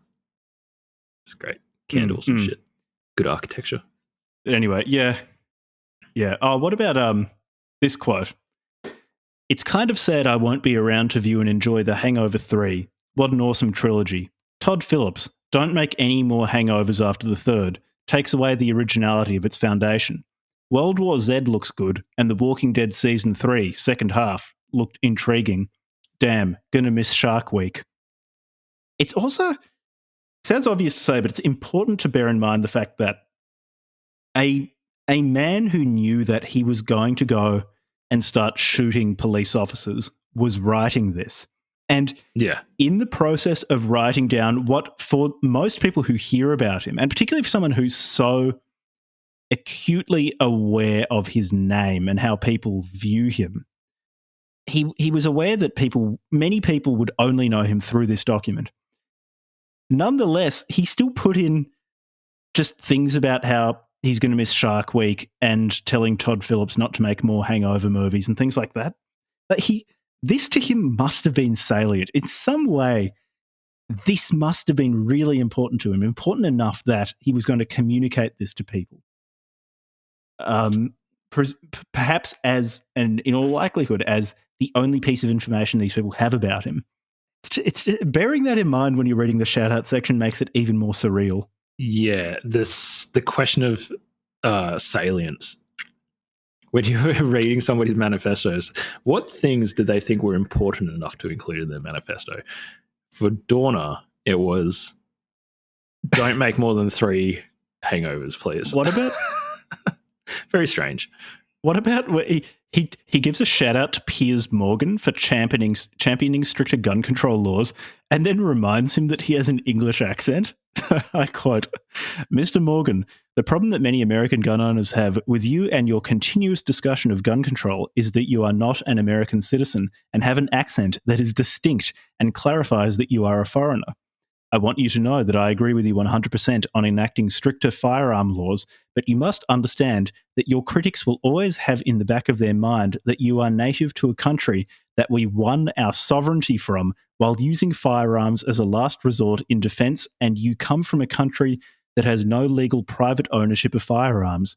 This is disheartening to American gun owners, and rightly so. Mm-hmm.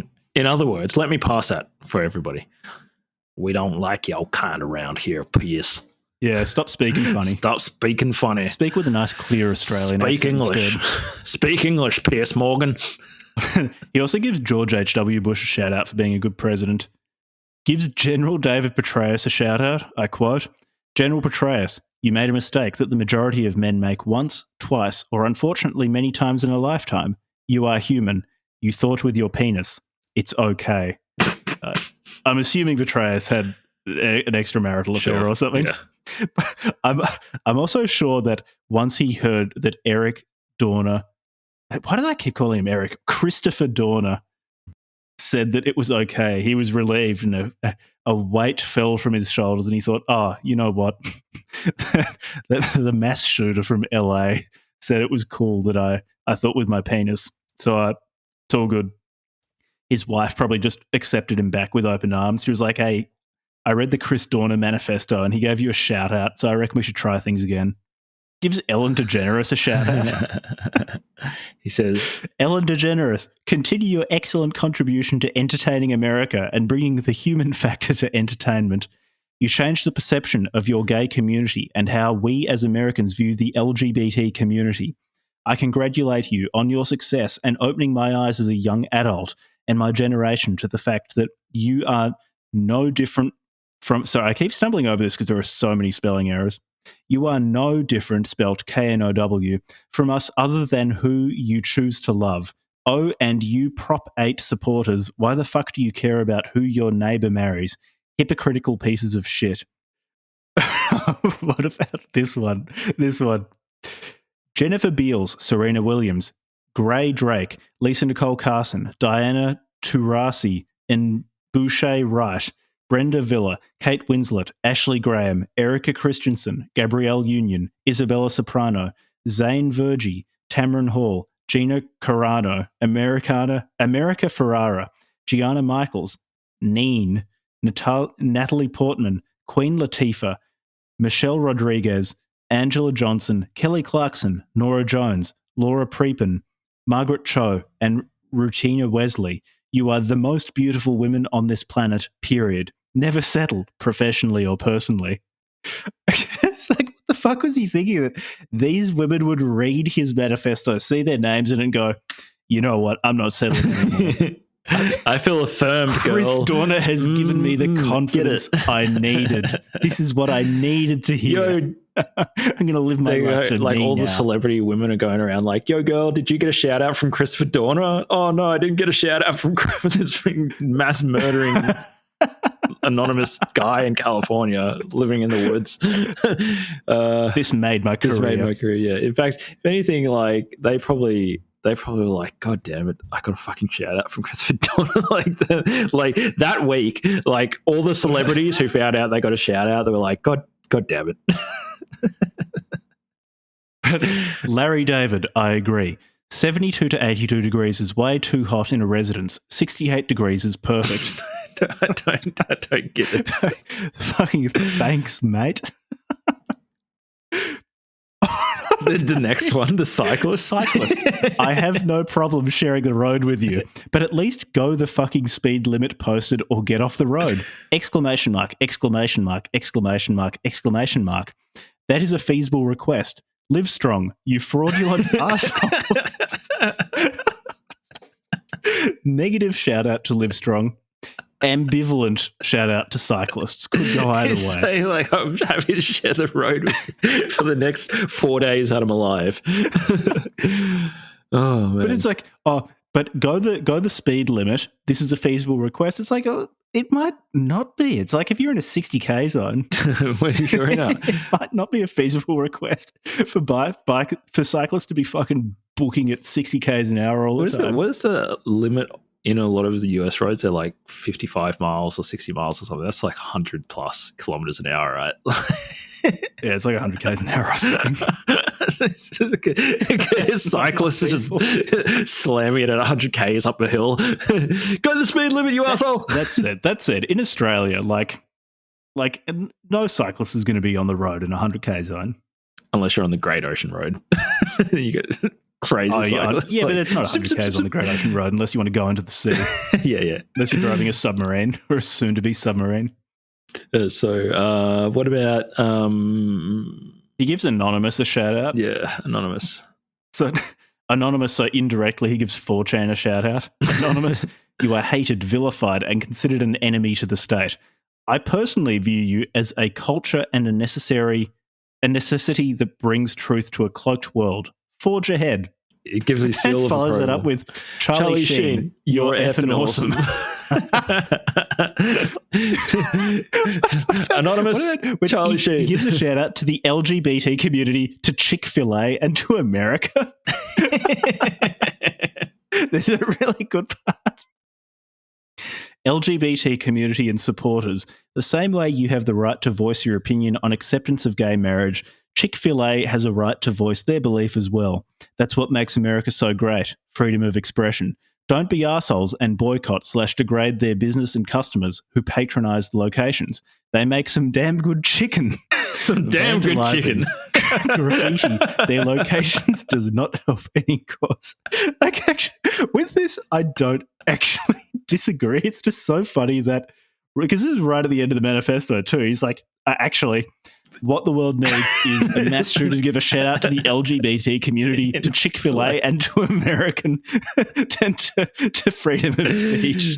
They make some damn good chicken. I wish that he had just ended it there. Unfortunately, he gives a shout out to Bill Cosby, but if he had just ended it there, on a much more concerning. They make some damn good chicken. He gives a shout out to Bill Cosby, and he ends the manifesto on his shout out to Bill Cosby. I love this bit. He says, "Mr. Bill Cosby." He said, "Mr." That's how you know he respects Bill Cosby. He says, "Mr. Bill Cosby, respectable. You are a reasonable and talented man." Bear in mind, this is before Bill Cosby was convicted for raping a bunch of people. I guess this wouldn't have been quite as bizarre a way to end it when he wrote it. But in light of Mr. Cosby's indiscretions, this is a really fucking weird way to finish the manifesto. That is the full stop at the end of your life. Like this is how he ends it. It's the last thing he said to the public. All right, I'll finish it off. You are a reasonable and talented man who has spoken the truth to the cultural anomalies within the black communities that need to change now.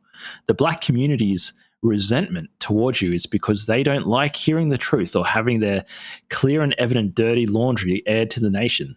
The problem is the country is not blind nor dumb. They believe we are animals. Do not mute your unvarnished truthful speech or moral compass. Blacks must strive for more in life than bling, hoes, and cars. The current culture is an epidemic that leaves them with no discernible future. They're suffocating and don't even know it. MLK Jr. would be mortified at what he worked so hard for in our acceptance as equal beings, and how unfortunately we stopped progressing and began digressing. I assume he means like regressing, probably. Chicago's youth violence is a prime example. It can be a bit hard to work out sometimes quite what he's saying. Chicago's youth violence is a prime example of how black communities' values have declined. We cannot address this nation's intolerant issues until we address our own community's morality issues first. Accountability. We need to hold. My one ends there, I think. We need to. I had a look. So it ends as we need to hold out. That's the end. Oh, we need to hold out. Yeah.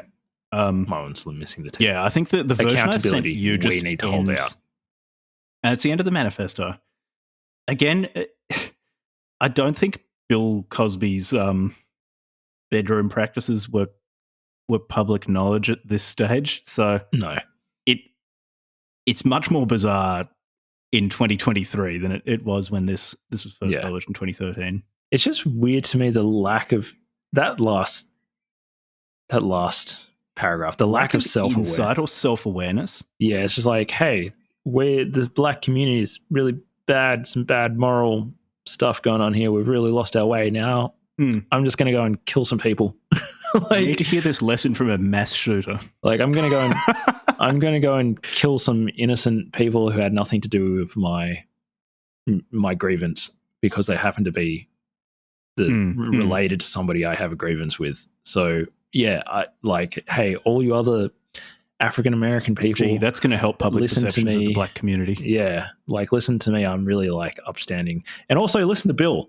Listen to Mr. Bill Cosby. He's also a great, reasonable, and talented person, a moral compass for our community.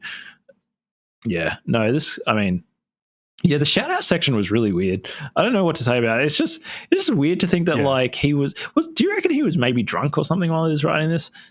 Like, potentially, it's hard to say. It's very scrambled because it just seems like very scrambled. It just, especially the shout outs. It's just like it's just off the top of the head. It's just this thing, it's just whatever comes into his head, and then he's like, all right, I've written all these things. Now I'm just going to post it.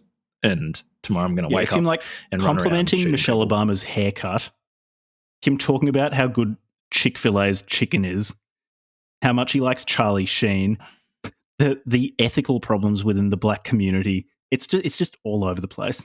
Yeah, this is why I think if you are going to write a manifesto, like, write it in your notes, proofreader.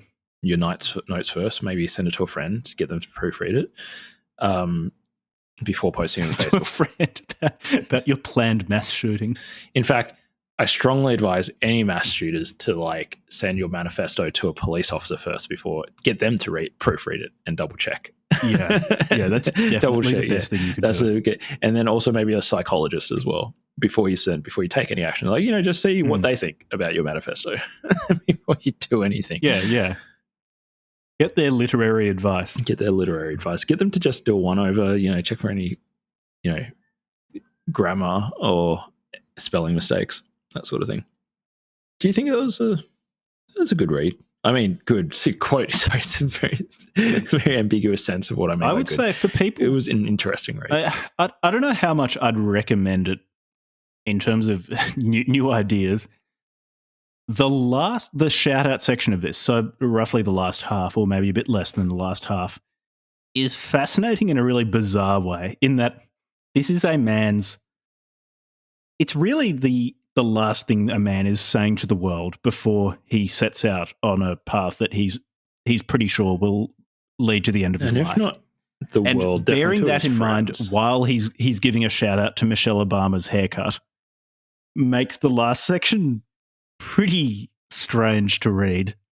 Would I recommend it? If the quotes we read sound funny to you, then you'd probably enjoy it. And the shout out section's short and it's free.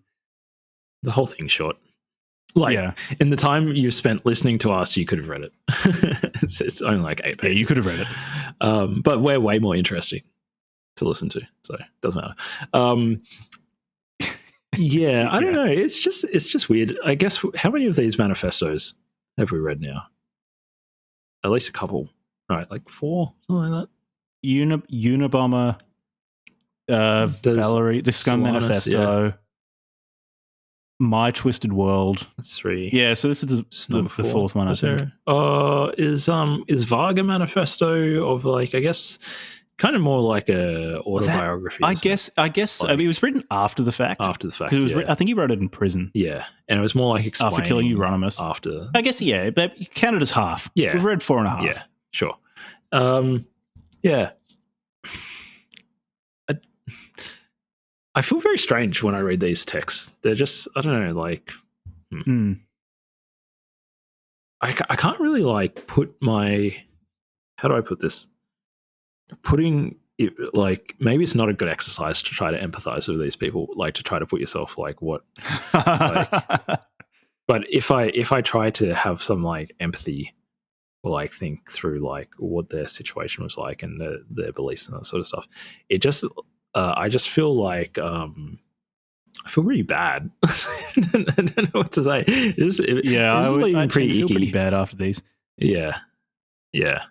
Well, So this was much easier to read than Vargsmile or My Twisted World. Oh yeah. So that's good on you, Chris Dorner, for that one. That's a positive. Very faint praise to be less distressing to read than Elliot Rodgers' Manifesto, but yeah, there's that. A whole lot less interesting than the Unabomber Manifesto. A whole lot less funny than the Scum Manifesto. Scum Manifesto is by a long shot the best written of all of these. Yeah, groovy. Yeah, groovy and conceited. This is probably the most surreal in terms, like the shout out section is really what makes this manifesto. Yeah. The first half is dull. Like if you're really interested in Chris Dorner's motivations for carrying out his brief war on the LAPD, it might be a bit interesting. But his Wikipedia page would probably tell you what actually happened with more detail. It's less rambly. The shout outs is what makes this, and those are pretty surreal. So there's nothing in My Twisted World or Vargsmile or the Unabomber Manifesto or the Scum Manifesto like the shout out section in this. For the shout outs, I'd say maybe give it a read. It's kind of very, very morbidly fascinating, the people he chooses to give a shout out to. I guess this is why I find it interesting. Firstly, I agree with Jack. I think if you're interested, like obviously not everybody is interested in these sorts of reads. Like if you're the sort of person who has read or is curious of reading something like market appeal. reading something like the manifesto of the Columbine shooters or something. If you're in that sort of weird headspace of people who likes reading those sorts of things, then like add this to the collection. If nothing else, then like as Jack said, the shout out section is really weird to read. I think maybe the way that I would put it is like with hindsight, when you read these people's manifestos, having knowledge about what they did, you get some insight into like there was a process, like normally years in the making leading up to them doing what they did. And this bit of their writing is them trying to distill their experience and the suffering they experience. That's a good point. Yeah. And maybe some of the like ideological or explanatory things like how they understood the world. And from that, I think in a weird way, it's actually been a strangely enriching experience, like at least reading a few of these manifestos, because it gets you to the point of saying like, actually like there's some dark places people can go, like really dark places. Mm-hmm. And we're getting, obviously it would be better if these things didn't happen. But given that they did happen, at least sometimes having like the ability to get some insight into like, well, what does it take to get somebody into a position where they're willing and able to do the things that these people did? It's kind of like, it's like, how would I put it? It's like a dark enrichment. It's like you get to see it's like the deep shadow side of the human experience. This is what Jung meant by integrating the shadow. Yeah, just going out and reading My Twisted World. Yeah, in a weird way. Yeah, like I mean, I don't know. And also, like I also do think that, like in a lot of ways, like I mean, how different are some of the like this people like all experience like suffering and loneliness and like all this sort of stuff, and had families and stuff, but all those things broke down, and they went off into. I think often, if okay, here's one thing. So I'm digging myself into a hole here. I've got to try to get myself out of this hole. Yeah. Okay. Dig. Here's my way to get out. I think like what these sorts of texts reveal is not only like how dark people's thinking can get, but like what the consequences of like brooding can be. If you just stew on like these sorts of dark ideas for long enough and you're isolated, like this is where it gets you, or this is where it can get you. And so like from a purely practical point of view, not that like, you can be featured on the book club from hell. Yeah. You can be featured on our show. Like luckily, like, I mean, I hope to God, like, obviously everybody's got like friends and family and loved ones that like, but you know, like you're really, unless it's in a very controlled situation and it's intentional, like say, like you're going on a meditation retreat and you're like intentionally isolating for like some explicitly like constructive purpose. But when it comes to like mental health, intense long periods of isolation can lead people into like this extremely dark areas, and in a lot of situations it leads to suicide, but in some situations it leads to not just suicide but like self-destruction, but it leads to destruction of other people as well. Yeah, that's all I have to say about it. I'm trying to get something constructive out of it. Trying my best here. I think I've said all I can really say about this particular manifesto. Despite all of these, going to be more Spengler. Yeah. One last thing. Despite all of the criticisms I have, I still come away from a feeling like weirdly sorry for the guy. Like, I don't know. Still, like, still did a bad thing and all that sort of stuff. But maybe I shouldn't. Maybe I should harden the fuck up. I think it's possible to feel bad for the guy and also think that he did. Like he did the wrong thing. He was in a bad place and just went about fixing it in the worst way possible. Yeah. Yeah, 100%. He's a cautionary tale. Yeah, if you're feeling hard done by and isolated, don't declare war on the police force or start shooting strangers. Yeah. Yeah, for all. That's the moral of this manifesto. Yeah, to the degree that can be generalized to as many people as possible.